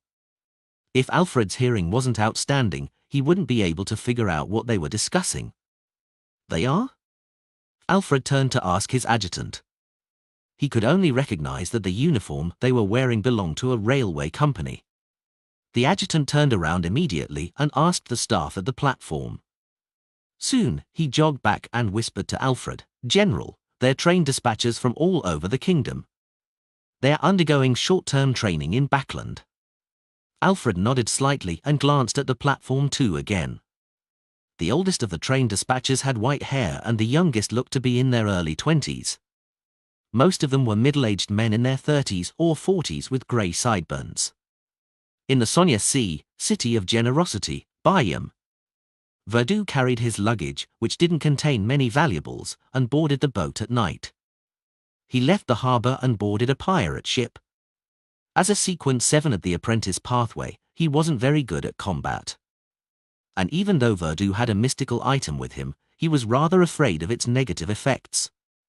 He wasn't willing to use it unless it was critical to do so. Therefore, in order to avoid danger, he tried his best not to bring anything that would easily attract the greed of pirates, which he didn't trust. The pirate on the deck glanced at Verdu and scoffed. "There's no need to be afraid. We always keep our promises. As long as you pay for the journey, we definitely won't throw you into the sea. Here, it'll be even safer than you taking a passenger ship. At least you don't have to worry about encountering pirates." Seeing Verdu silent as though he appeared somewhat afraid, the pirate gleefully threw a key to him. The second floor on deck, the room at the end. Verdu caught the brass key and entered the cabin. He climbed up the stairs and headed down the corridor. This level seemed to be specially prepared for the people who boarded the pirate ship for various reasons. Along the way, Verdu encountered a few passengers that were totally unlike pirates. Among them was a street girl who was dressed rather scantily, a middle-aged man with a protruding belly and oily faces, an extremely cold young man wearing a cloak and a top hat. "Do you want to join me?" The lady smiled and asked when she saw Verdu looking over.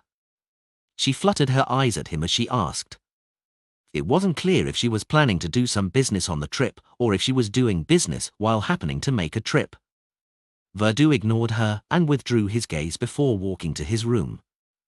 That well-defined and cold young man also stopped at the entrance diagonally opposite. "Backland, Westborough, 9, Bellotto Street. Come in." Zio straightened her body from the huge, wide seat. The door creaked open and two MI9 members who were under Zio walked in. "Colonel, we've found some information regarding the investigation of Utopia." A man in a dark-colored jacket handed Zio a report. Zio was startled as she perked up. "What is it?"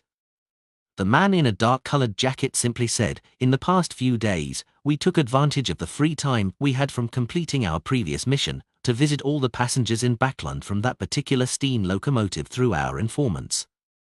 Without a doubt, he was referring to the steam locomotive that had stopped at Utopia. "Okay." Zio nodded and gestured for her subordinate to continue. The man in a deep jacket pointed at the report and said, "We have preliminary confirmation that none of the passengers that successfully arrived in Backland show any abnormalities. They're in good spirits and have no problems with their memories. However, we discovered something. At that time, not everyone returned to the train. According to two passengers, their neighbors chose to remain in Utopia. One was a lady who loves traveling and exploration. She has a deep love for foreign places.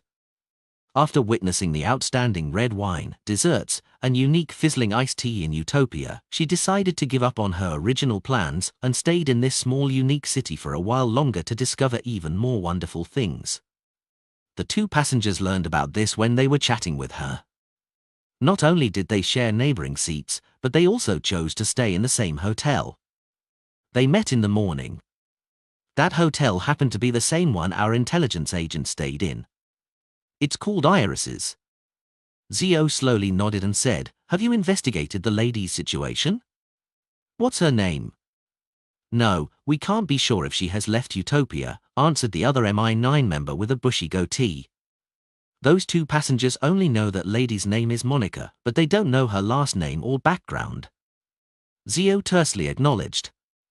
"Your subsequent mission is to investigate this lady's background, find her family and friends, and confirm if she has returned." "Yes, Colonel. The two MI9 personnel saluted and left Zio's office. Zio read the report they had submitted and sighed silently. Compared to her subordinates, she was actually closer to the truth of Utopia. She already knew that it was a ritual that had a certain connection with German Sparrow. However, she had no way of reporting this news to her superiors for credit. Without mentioning the origins of the information, Zio needed to consider whether German Sparrow was willing to let this news leak out. Perhaps I can try contacting German Sparrow and ask him for his opinion. Zio tidied her desk in thought and left MI9. After changing her clothes, she returned to East Borough and the Bridge area. She headed to different bars, just like back in her bounty hunter days, to gather all sorts of information from different people. During this process, she asked about Utopia in passing, but no one had heard of it. Finally, Zio entered a bar located in the Backland Bridge area and sat on a high stool. She said to the bartender, "Anyone suspicious recently?" "A lot of people are suspicious, but they don't have any bounty," the bartender replied casually. Zio circled around this topic for more information, and when done, she asked according to plan, "Have you heard of Utopia?" "I've heard of it," the bartender replied as he wiped the glass. Zio moved her gaze from the bar counter up slowly. She looked at the bartender and asked, "Where from?" "There was a guest who came earlier, and he controlled his drinking," the bartender said indifferently. "I promoted our specialty cocktail to him. He said that he has other things to do, so he could only drink a glass of beer. I praised him and asked where he came from. He said, Utopia." Wendell had just finished his breakfast when the doorbell rang. Through the peephole, he saw a police officer in a black and white checkered uniform standing outside. He opened the door in puzzlement. "Might I ask what's the matter?" Wendell asked politely. This house was a place he had been assigned to after coming to Backland. This was because he would be staying in this city for quite some time, receiving internal investigations and monitoring. The police officer was still young and a little inexperienced. He was only in his early 20s. Latest novels on novel.by/n.com. He forced a smile and said to Wendell, "Hello, I'm Biles, a police officer. There's a case that requires you to provide testimony in court." "What case?" Wendell frowned slightly. The young policeman named Biles said with a polite smile, "It's the Tracy homicide case in Utopia." Wendell's eyes widened. Lord of the Mysteries Chapter 1337. At that moment, Wendell felt his calves tremble slightly, as if he could no longer support the weight of his body. After leaving Utopia, he had anticipated the worst possible outcome, sudden death with no explicable reason. However, he never expected that he would meet someone from Utopia in Backland, a real large city. More importantly, the visitor had even invited him to Utopia.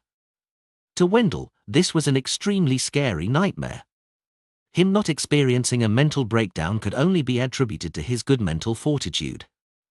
Keeping his composure, Wendell forced a troubled expression and said, "I've had plenty of things to do recently."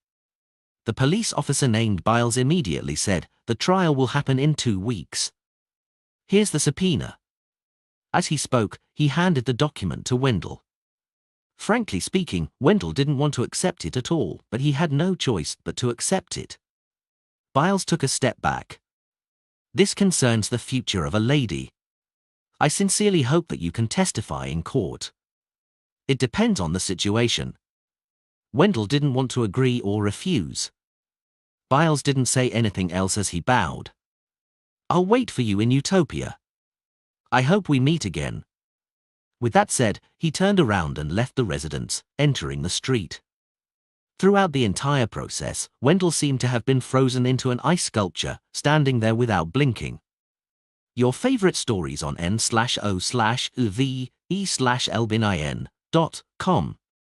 After another 10 seconds, he finally woke up from his nightmare. He collapsed to the side weakly and held himself up by placing his right hand to the door.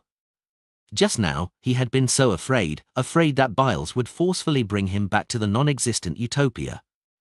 If that happened, Wendell didn't know if he still had a chance to leave. Perhaps he would disappear forever. Compared to sudden death, this impossible to predict but clearly negative outcome left him even more fearful. I need to quickly report this matter to the brass.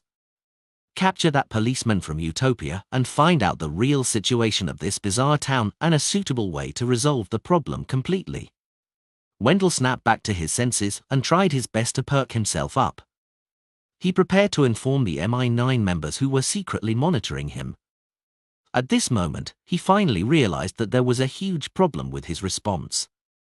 He didn't grab the opportunity to inform his monitoring colleagues with a hand gesture that the police officer who had visited him was problematic. He didn't try to stall for time either. Instead, he waited for the monitors to realize that something was wrong. He also didn't show his talent as an intelligence agent, asking surreptitiously Biles which hotel he stayed in Backland and what day he was setting off by train.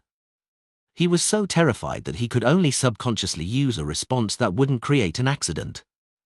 With that thought in mind, Wendell walked out of the door and looked in the direction where Biles had left, but he didn't even see his figure. This police officer from Utopia had already blended into the carriages and pedestrians. Retracting his gaze, Wendell looked down at the subpoena in his hand and suddenly felt a little uneasy. What will happen if I don't go to Utopia to testify 2 weeks later? The more Wendell thought about it, the more scared he became. His calves weakened again, and he hurriedly made a hand gesture to inform his colleagues that were hiding around him of the anomaly. Westborough, 9, Bellotto Street. After learning that a Utopia resident had arrived in Backland, Zio was both shocked and confused. According to her previous observations, Utopia was likely located in a secret location, or somewhere between real and illusory, allowing outsiders to enter through random entrances. As for why they wanted outsiders to enter, it was probably a ritual requirement. Therefore, according to Zio's understanding, the people of Utopia likely wouldn't leave their hometown and wander around. This is also a ritual requirement? What's the true identity of these residents? Mr. Fool's believers, the World German Sparrow's companions? After Zio asked about the general appearance of the Utopia visitor, she had no choice but to return to MI9's headquarters due to the lack of further information. She hesitated on whether she should send her subordinates to perform a large-scale search. She wasn't sure if Mr. World would be happy to see such actions being taken, and she was afraid of affecting the ritual. After pacing back and forth in the office, Zio prepared to pray to Mr. Fool and ask him to transfer her questions to the World German Sparrow. As she walked to the chair, Zio swept her gaze across the report placed on the table. It was an investigation report that her 2 subordinates had prepared. On the one hand, they had confirmed that there were no problems with the passengers that successfully arrived in Backland. On the other hand, they had pointed out that there were passengers who had remained in Utopia. Passengers? Zio's eyes narrowed as she made a guess based on her intuition. That Utopia inhabitants had their own goals in coming to Backland, and it wasn't for a random trip. And his goal is very likely related to a particular passenger who has left Utopia. This? Zio was alarmed as she hurriedly sat down and attempted to pray. Just then, someone knocked on her office door. "Please come in," Zio said after some hesitation. As the door opened, Zio saw the goateed Locke Wendell, who was in charge of the Utopia incident. "Colonel, Wendell met someone from Utopia. He paid him a visit directly," Locke said, fumbling over his words. This development was equally unexpected. Indeed. Zio wasn't surprised. Instead, she secretly heaved a sigh of relief. She looked at Wendell and asked, "Why did he visit you?" "He requested that I head to Utopia to testify about the homicide case I mentioned in my report." Wendell was clearly calmer than before. He then added, "He's a policeman. Name's Biles. I don't dare ask where he was living. I don't know when he's planning to leave or which steam locomotive he's planning on taking to leave." To express the weight she had on this matter, Zio stood up and thought. "Locke, summon your team members to look for the rental carriage drivers who often prowl for customers around Wendell's residence, as well as the carriage drivers who passed by the nearby district, and ask if they've seen Biles before. If they have seen him, ask them where he was sent to. Also, send someone to the steam locomotive station and wait by the entrance to observe the passengers. After instructing her subordinates, Zio turned to look at Wendell. Cooperate with them and sketch out Biles. Yes, Colonel, Locke and Wendell replied in unison. After they left and closed the door, Zio sat back down and began to pray. Soon, she received Mr. Fool's response and saw the world German Sparrow praying in the grey fog. German Sparrow told her, "You can carry out normal investigations. When necessary, you can suggest that it's a ritual, but it must be included among a few options." Zio immediately heaved a sigh of relief as she patiently waited for her subordinates to report the results of their investigations. As night fell, Locke returned to Bellotto Street and reported to Zio. "We found the rental carriage driver that took the Utopian's business." "Oh?" Zio showed her concern. Locke explained simply that Utopian originally got the carriage driver to go to the dock area. However, as soon as the carriage entered the corresponding area, he requested to get off, saying that they had arrived. That street was very unfamiliar to the carriage driver, making him feel like he was lost. After leaving that street, he realized that his surroundings had become familiar. Our men accompanied him to that place again, but he couldn't find that street no matter what. Zio nodded slightly and said solemnly, "It matches our preliminary descriptions regarding the entrances and exits of Utopia." "Colonel, are you saying that one can enter or leave Utopia from any city and street?" Locke was in disbelief. Zio thought for a moment before saying, "From the looks of it, yes. But I have a feeling that there's something wrong." How does Utopia connect to different places? What does it rely on?"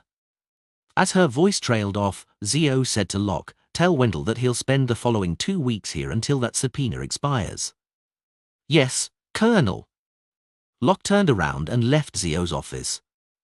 Wendell didn't have any objections to Colonel DeRich's arrangements. He could even say that he would only feel safe inside MI9's headquarters. His temporary residence was a simply refurbished duty room. Through the window, he could see the lawn, garden, and trees outside. At a glance, Wendell saw a pitch-black raven standing on a tree branch, silently looking over. Night in Banzi was abnormally creepy. From time to time, the cries of ravens or other seabirds could be heard. Verdu stood at the window, watching the approaching dilapidated dock and the city that had already been reduced to ruins. The pressure in his heart grew. After a few days at sea, the ship he boarded was about to reach Banzi harbor. The captain had already informed Verdu in the morning that they would only wait for 2 hours. If he exceeded the 2 hours, Verdu could only wait for the next ship on this deserted island. Who knew when the next ship would come? After taking a deep breath, Verdu retracted his gaze and took off his coat. Then, he opened his suitcase, took out a classic black robe, and put it on. The surface of the robe was embroidered with golden and silver threads, and there were many gems the size of rice grains attached to it. It was a sealed artifact of the Abraham family. After making preparations, Verdu left the pirate ship and entered Banzi harbor. Along the way, the ancient robe tightened, causing his face to turn purple as he nearly fainted. As they walked, Verdu found the spot where the telegraph office stood based on the map he had bought. In the middle of the rubble, there were 2 bloody red marks, ones that remained fresh. It was as if they were left behind after 2 people were crushed into mincemeat. Beside the 2 figures, on a broken wall, there was an octopus-headed monster wearing armor. It stood on waves and was holding a trident. Verdu raised the lantern in his hand high and was about to take a closer look when he suddenly felt a drop of cold liquid land on his neck. Gripped with terror, he subconsciously reached out his hand. He found it sticky, nothing like rain. It was colorless. Not blood. It's a little similar to saliva. Verdu's forehead twitched slightly and he slowly raised his head to look at the place where the drop of liquid could have dripped from. It was a swath of pitch black. It was the night sky without the moon or stars.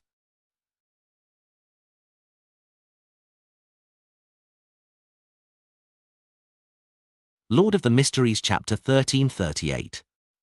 Verdu subconsciously swallowed his saliva, feeling an indescribable sense of fear. He didn't know what he was afraid of. There wasn't any real danger, yet a drop of unknown liquid falling from above was enough to chill his spine and tighten his paws. Perhaps it was because the environment was too eerie and silent, or perhaps it was because of the identity and unknown origins of the liquid. Verdu cautiously moved 2 steps outside and patiently observed. In the next few minutes, nothing abnormal happened.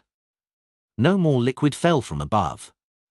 Your favorite stories on n/o/lve/elbinin.com. This made Verdu suspect that it was only a bird passing by. There was a freshwater fish from the island streams or a sea fish in its mouth, and a slightly sticky liquid dripped from its surface. He calmed himself and then checked on the ruins of the telegraph office. 10 minutes later, Verdu confirmed that there were only traces of blood and simple murals that were related to mysticism. It was worth researching. He didn't rashly extract samples of the blood-colored soil or make copies of the strange mural. Instead, he took out a pure, dreamy crystal ball from his pocket. As an astrologer, he naturally had to use his best techniques to confirm if he should take action. Holding the crystal ball in his left hand, his right hand touched the top of the crystal ball as Verdu entered the state of an astrologer.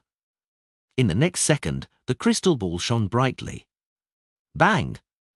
It exploded and scattered shards in every direction. Verdu's gaze froze. He stood rooted to the ground, completely ignoring the pain brought to him by the shards piercing into his body. It actually exploded, he muttered to himself in disbelief. The crystal ball shards that stabbed into his body didn't seem to break through the classic robe. At that moment, they fell without any blood on them. Of course, there were a few shards left on Verdu's jaw and face, peppering them with small wounds. Who is it? Verdu suddenly came to his senses and turned to face another direction. In the ruins opposite him, a figure walked out. It was the woman in scantily clad clothes from the pirate ship. She had hidden herself very well and wasn't discovered by Verdu. However, the explosion from the crystal ball gave her a fright and made her react excessively, causing her to fail to maintain her hidden state. Verdu's injured face immediately twisted. "Why are you here?" The lady curled her lips and put on an indifferent attitude. "This is Banzi Harbor, not your home. Why can't I be here? I felt bored and came down to take a stroll, hoping to pick up some jewelry from the ruins. Is there any problem with that?" She retorted with a few questions without any intention of distancing herself from Verdu. Verdu didn't argue with her. He took out the medicine and medical alcohol that he had prepared beforehand and treated his facial and chin injuries. He then pulled out the crystal ball shards and put them back into his pocket. He didn't want his blood to remain in such a strange place. Following that, Verdu pulled on an accessory on the classic robe. It was a door-shaped symbol formed from 3 rubies, 3 emeralds, and 3 diamonds. In an instant, the long robe tightened, accentuating the flesh on Verdu's body. Just as Verdu's bones were about to be crushed, his figure gradually faded and he disappeared. Then, he teleported to the coastal mountain outside Banzi Harbor. The mountain had collapsed and turned into rubble.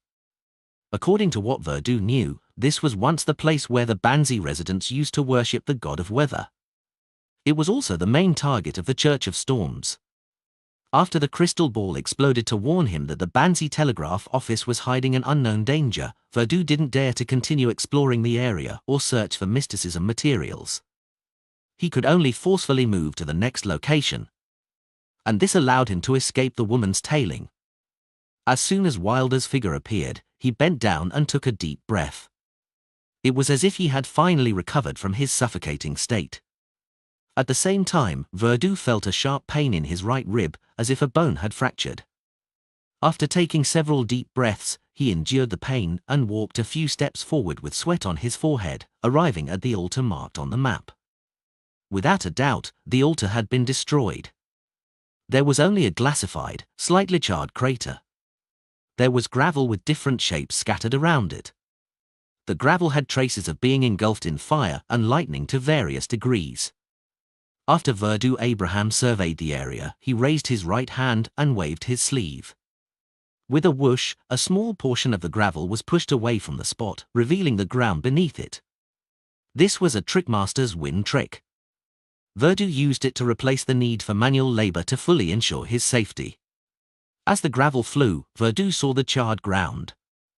There were a few parts left in some areas that had extremely incomplete patterns, drawings, and symbols. Woo! The sound of the wind grew more intense as it resonated in Verdu's ears, causing him to look up in surprise. The wind that could only blow small gravel had somehow turned into a hurricane. It even pushed him into a state of staggering about. Wild clouds gathered in the sky, as if a storm was brewing. Although he had heard that Banzi was a weather museum, he had never thought that the changes would happen so suddenly. For a split second, Verdu suspected that his wind trick had triggered a storm, or perhaps it had caused some changes to the cleared ruins of the altar. This guess made his forehead break out into a cold sweat. As the storm raged, Verdu saw the rubble in front of him fly up, revealing a boulder that was buried underneath. The surface of the boulder was crisscrossed with deep cracks, giving off a feeling that it would shatter once it was touched. At this moment, the wind had calmed down, but the heavy rain was still brewing. Thinking about how he was already in Banzi harbor and couldn't afford to be scared off just like that, he mustered up his courage and approached the boulder covered in charred black cracks. He then took out a magnifying glass that was engraved with strange patterns, and he seriously checked the state of the boulder. 7 to 8 minutes later, Verdu put away the magnifying glass, a mystical item, and sighed in regret and dismay. He had already confirmed that there was nothing wrong with the boulder. It didn't involve anything related to mysticism. Verdu was about to retract his gaze and leave when he suddenly saw that at the interface of the boulder's bottom and the earth, bright redness seeped out. The bright redness gradually expanded, like blood flowing out. However, it didn't spread into a huge area. It was limited to a very small area. The two blood-red figures in the telegraph office's ruins instantly flashed across Verdu's mind. His scalp couldn't help but tingle. His lips quickly turned dry as he instinctively thought that this wasn't a good development. After swallowing another mouthful of saliva, Verdu raised his right hand and created another gust of wind, causing quite a number of miniature rocks to roll over to fill the bottom of the boulder completely, covering up the bright redness that seeped out. He didn't stay here any longer. He forced himself to activate teleportation again and headed for his final destination. This time, another one of his ribs fractured again, causing him to almost faint from the pain. In addition to the suffocation caused by the tightening, Verdu felt like he was hovering around the edge of death. He took several seconds to recover and cast his gaze forward. This place was also in ruins. A collapsed house covered the weeds. According to a pirate who had once explored the ruins of Banzi, there was an item here worth researching. It was an ordinary wooden door, but it was the only thing that remained intact in Banzi. The pirate didn't find anything special about the wooden door, so he got his subordinate to carry it in an attempt to move it back to the ship. However, they had only taken 2 steps when they suddenly collapsed. Dragging their spines, their heads separated from their bodies and rolled to the side. This frightened the pirate. He didn't dare to stay any longer and led the rest of the crew away in a hurry. Verdu didn't fully believe the story that the other party had told him. Although he hadn't experienced much life at sea, he knew that the sailors liked to exaggerate, often exaggerating something several times. However, even if it was an exaggeration, Verdu believed that the door was worth studying. After a round of searching, he discovered his target. The ordinary-looking wooden door was leaning against a collapsed wall with brass locks and handles. There were no corpses around it, nor were there any traces of blood. It was identical to the majority of the ruins. Indeed, he's exaggerating. Perhaps the pirate heard about this wooden door from somewhere else. Both he and his subordinates didn't dare to move it. Verdu looked around and suddenly said, "Who is it? Why are you monitoring me?" He actually didn't notice anyone around him, but based on his experience and lessons, he could use words and a reaction to deceive the possible presence of a monitor. A second later, a middle-aged man with a belly appeared in the shadows. He said nothing and silently left the place. Verdu heaved a sigh of relief as he didn't waste any time to approach the wooden door. According to the information he had obtained, no matter which way he opened the wooden door, it wouldn't bring about any abnormal changes. There would be no danger if he didn't attempt to move it. After thinking for a few seconds, Verdu retracted his hand into his sleeve and used his classical robe as a glove to pull the wooden door up. He raised the wooden door, and the surroundings fell silent. Verdu pushed the wooden door like he was normally opening a door, but there were no changes. He tried many other methods, but he failed to make the wooden door display any abnormalities. It seemed to have just been lucky to be preserved in its entirety under the bombardment of the Church of the Lord of Storms. Taking a deep breath, Verdu tried to calm himself down. He thought for a moment and tried to open the door again. However, unlike before, he held the handle and gently twisted it down. After hearing the light click of metal colliding, Verdu pushed the wooden door backward and let it lean against a collapsed wall. This time, a greyish-white fog appeared before Verdu. In the fog, there was a faintly discernible street and a row of terraces. Outside one of the houses, there was a wooden signboard. On them were a few Lonese words. Banzi Harbour Telegraph Office. While Verdu's pupils dilated, a calm voice sounded from the telegraph office that was shrouded in fog. "Are you here to send a telegram? Please come in." Lord of the Mysteries, Chapter 1339. Although the voice coming from the telegraph office wasn't anything out of the ordinary, it was just a little intermittent. It lacked the obvious changes in tone. Normally, it wouldn't strike terror in others, but Verdu's heart suddenly erupted with a surge of fear. It was like a bullet with flames shooting into an ammunition dump. It accurately hit a barrel of flammable gunpowder and ignited the fear that Verdu had accumulated and suppressed previously. The horror that swept into every corner of his body was like a hand that grabbed Verdu's heart and blanked out his brain. He turned around abruptly and ran frantically towards the remnant pier where the pirate ship was. During this process, Verdu had completely forgotten to think. He didn't remember wearing a classic robe that could teleport.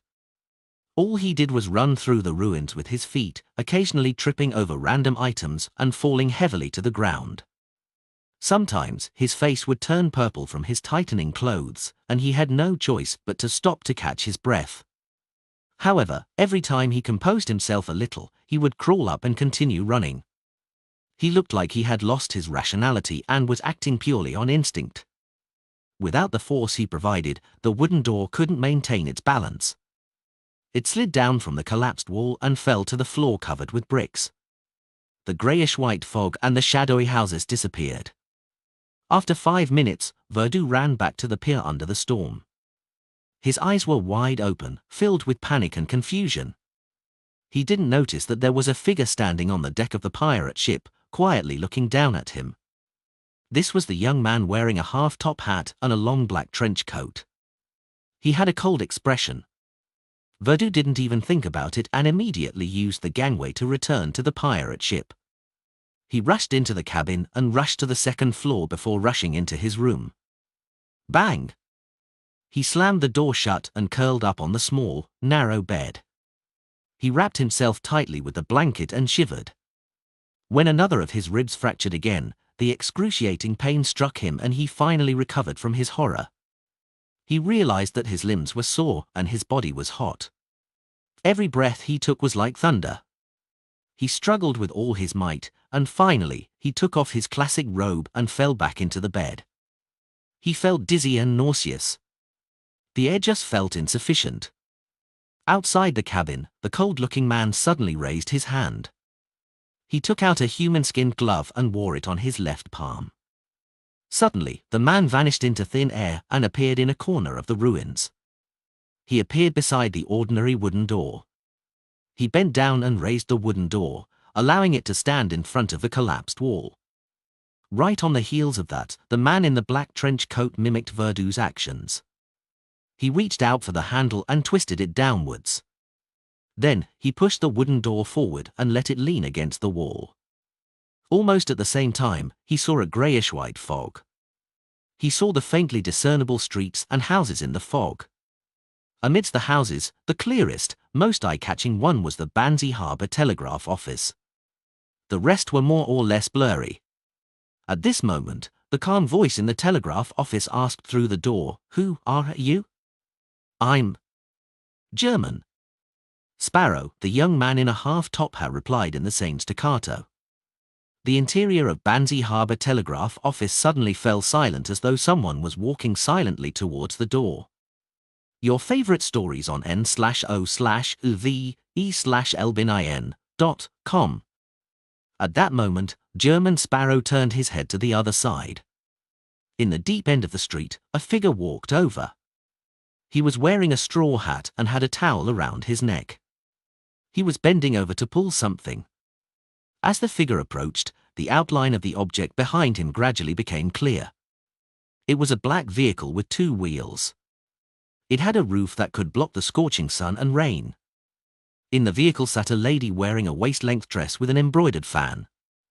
Both she and the driver were concealed by thick fog, making it difficult for anyone to see their exact appearances. When they passed German Sparrow, he barely managed to see a few details through the fog. The hunched man pulling the carriage had a rotten face with pale yellow pus flowing. In areas where the lady wasn't covered by the fan and clothes, her skin was swollen with a glisten amidst many blue and black spots. With a ring, a bell sounded. A blue train with 2 carriages sped out from in front of German Sparrow. At this moment, German Sparrow realized that there was an iron-black track on the ground. Above him were long lines. On the top of the train carriage, there was a rather complicated metal frame that slid over the long lines. Through the glass window of the train, German Sparrow saw the passengers inside. They faced the streets, but only their heads remained. Each head was dragging a bloody spine. German Sparrow's pupils dilated as he silently watched this scene without moving for a long time. After nearly a minute, he took a step forward in an attempt to enter the blurry street beneath the greyish-white fog. However, the fog blocked him. No matter what method he used, he couldn't pass through it. 15 minutes later, German Sparrow stopped his attempts and closed the wooden door, eliminating the fog. Then, he dragged the wooden door and teleported directly to the pirate ship. He wasn't worried about being cursed at all. He then placed the wooden door on the deck and reached out his left hand again to grab the door handle. Suddenly, there was a cracking sound from German Sparrow's neck. His head seemed to be raised by an invisible hand as it dragged out a bloody spine. German Sparrow's expression didn't change as he coldly raised his right hand and pressed it above his head, pressing his head back to its original position. Immediately after, he turned the handle as though unaffected and pushed the wooden door open again, allowing it to lean against the shipboard. However, this time, there was no greyish-white fog to be seen, nor were there any visible streets, houses, or trains. It could be said that there was nothing unusual. In the next second, the wooden door rapidly decayed, turning into a pile of mud, as if it was trying to avoid the fate of being tested. German Sparrow didn't stop it. He took out a golden ring embedded with a ruby and wore it for nearly 10 seconds. After the ring vanished, German Sparrow reached out with his right hand and pulled out the same ordinary wooden door from the void before continuing his attempts. After confirming that the wooden door would lose its effects once it left Banzi, German Sparrow casually waved his hand, allowing it to vanish in midair. 2 hours later, the dark clouds in the sky gradually dissipated. The storm that had been brewing for a long time ultimately did not descend. When the pirate ship was far away from Banzi Harbour, Verdu, who had finished treating his injuries, took a bottle of medicine and allowed himself to quickly fall asleep so that he could adjust his mental state. In the hazy dream world, he ran in a desolate moor, looking for something frantically, but he found nothing. Suddenly, Verdu heard a faint voice coming from deep in the moor. The great god of war. The symbol of lion and blood. The ruler of chaos and strife. This sentence repeated over and over again, but it didn't alarm Verdu enough to snap him out of his dreams. After some time, Verdu woke up and opened his eyes. At that moment, the morning sun shone into the cabin outside the window, bringing with it a faint light. Verdu slowly sat up and realized that he didn't need to use the powers of an astrologer to recall the 3 lines of the honorific name that he had heard in his dream. and his relatively rich mysticism knowledge told him that it was referring to a hidden existence at the level of a deity. Is this the result of the incomplete symbols and labels around the altar, or a result of me witnessing that street in the greyish-white fog? Verdu frowned and fell into deep thought. He didn't rashly attempt to recite that honorific name, because he knew how miserable people who had done something like that had died. God of War. Verdu vaguely remembered that he had seen this deity's name in a book in his family.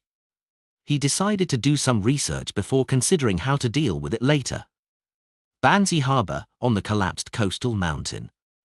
Red, blazing white or orange flames emerged from the crevices of the gravel, forming a figure. This figure was wearing a black blood-stained armor, with a half-grown fiery red hair. He looked young and handsome. There was a blood-colored mark on his glabella that resembled a flag. There were traces of decay on his face. It was none other than the Red Angel evil spirit, Sauron Einhorn Medici. If he didn't have Sapphira Castle and an attendant of mysteries characteristic to allow his marionettes to run around the world without considering the limitations of distance, I wouldn't need to take such a roundabout route. The Red Angel evil spirit T-scared, a mystery as to who he was speaking with. In midair, a raven landed on the top of a boulder. There was a circle of white on its right eye, and a human voice sounded from its mouth. You actually used him, Dan, not him. This isn't like your style. The Red Angel evil spirit chuckled. That's because Tia wishes others to call him Brad's him, and not him. As he spoke, Sauron Einhorn Medici glanced at the raven. This form of yours looks cuter than your true self, don't you think? Lil Raven? The white-eyed raven replied without any hint of anger, your mockery is just like you. Still living in the previous epoch. The Red Angel evil spirit smiled and said, the developments have been rather smooth, and he has been fooled. However, I believe that even if he discovers it, he will probably turn a blind eye. For the two of you to become great old ones, Dwarf has to return. The hypocritical Simon might still be hesitating about whether to do it, because if he isn't careful, it will bring about a huge disaster. Ha ha, I like disasters. Lil Raven, when are you going to make your payment? If you don't have enough strength, I won't be able to gain the trust of the brainless Abraham. When he prays to you, said the white-eyed raven. If you're worried that such a state won't last long, I can parasitize a worm of time into your body and help you maintain it. There's no need to thank me. As he spoke, the raven spread its wings and disappeared into the vast night sky. The Red Angel evil spirit turned his head and, with the advantage of the terrain, wore a solemn expression as he looked down at the Banzi ruins. Lord of the Mysteries Chapter 1340. This small city called Utopia is intrinsically no different from the ones I had been to in the past. Be it the folk culture, the people, or architectural style, it follows very closely to the standard Lund styles.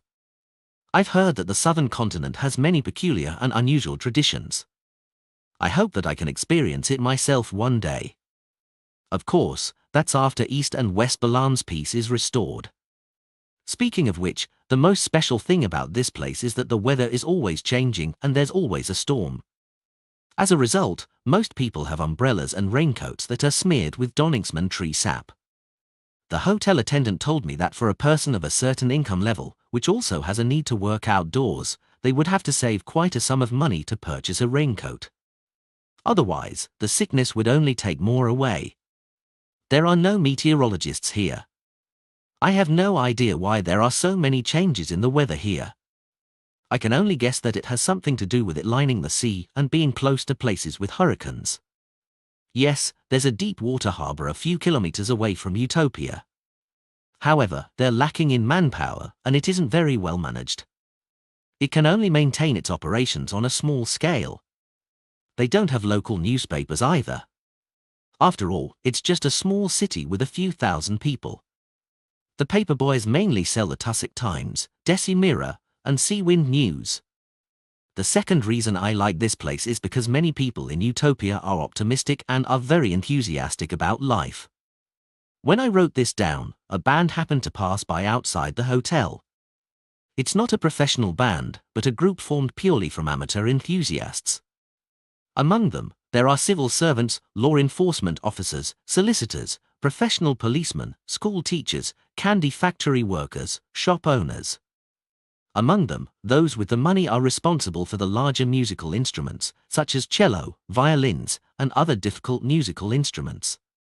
The lower and middle-class citizens use relatively simple instruments like 7-string guitars and harmonicas. On some rest days, they will walk the streets and set off from the municipal square. They will circle the city before returning to the St. Oriana Cathedral near the square. They call this a musical tour. In the tour, not only do they not reject other citizens from joining, but they even encourage them to sing or dance along with the procession. According to my observations, the participants are very happy and very satisfied as they freely express their love for life. This gives me a feeling of being full of vigor. I have to admit that it's very infectious. I've tried to join the tour, and I've forgotten my troubles in the revelry of music, dancing, and singing. I only remember happiness. They aren't on a tour today. Instead, they're showering their blessings to a newlywed couple at the cathedral. Speaking of weddings, what I don't understand the most is that it only has the Evernight Goddess's cathedral. One ought to know that in most of the kingdom, even in a small town, there would be at least 2 cathedrals, one belonging to the Evernight Goddess and the other, the Lord of Storms. Before today, I couldn't imagine that an ordinary town in the kingdom would only believe in one deity. However, this doesn't cause too much trouble for me. Before I turned 18, I could only believe in the Lord of Storms under the influence of my family. However, after I graduated from grammar school, I came to truly understand that the goddess is the most compassionate and benevolent deity. Back to the wedding, I participated in a wedding a couple of days ago. I discovered that Utopia has some special customs in this area. Out of all of them, what I admire the most is that when the priest pronounces them man and wife, the groom and bride will bow to each other. No one is superior in this relationship as they only sincerely express their gratitude to be able to spend the rest of their lives together. This might be an expression of equality between man and woman in the goddess's teachings. In addition, there will be some special game segments after the wedding. For example, let the groom and the bride publicly describe their love story. This may be a rather embarrassing matter for them, but to the guests, it's rather interesting. Yes, I think so too, but I definitely won't add similar segments to my wedding. At the wedding, I heard the best love story I've heard so far. If there's a chance, and if you my dear readers of this particular column enjoy it, I'll consider retelling it. Of course, I'll change the names and some details to prevent the couple from feeling troubled. The most important reason why I like Utopia is its food. The food here is very delicious. The limited number of restaurants are all very good, and the best is undoubtedly the attached restaurant to the Iris's hotel I'm staying at. Be it the most basic beef steak, fried pig chop, charcoal barbecued meat, spiced fried fish, or even more complicated, more difficult stewed mutton with peas, thick cream soup, butter potatoes, and roasted potato skin, all of them have reached the level of a master chef in the city. In addition, the chefs here are quite skilled in creating unique dishes and food. There are sweet and sour meat cubes, and grilled fish smeared with various condiments. In the staples that don't seem to allow for experimentation, the chefs of Utopia haven't given up. I've eaten all kinds of toasts in this city: yam, potatoes, butter, creamed, and ones with fruits. As long as I was willing to, I could make it so that I don't eat the same thing twice during the week. The best food of praise here is their desserts. Cream pudding, fruit pudding, black forest cakes, carrot cakes, milk cakes, muffins, egg tarts. I feel hungry writing this. This is the reason why I still don't wish to leave after staying here for a week. What I'm most worried about now is not my wallet but my weight. I'm glad that the hotel doesn't have a weight scale, and at the same time, I blame them for not including one. The red wine in Utopia is also rather outstanding. The only problem is that they lack the age to settle down. It seems like the vineyards around the city haven't realized this. Here, I need to seriously recommend a drink. Utopia's fizzling iced tea. It's very special, and it has an even more amazing experience besides the sweetness and bubbles. Every night, I would go for a stroll in the municipal square. That's also the place where most utopians like to go for entertainment. They have an extraordinary love for the pigeons. I met an artist at the municipal square. His name is Anderson. He's handsome and his artistic skills are superb. Unfortunately, he's a mute. I also know another writer. His name is Alzu. It's a rather strange name. He said that he's writing a long novel and asked me to appraise the beginning. I won't comment on his novel, but I was just curious about a few familiar names at the beginning of the novel.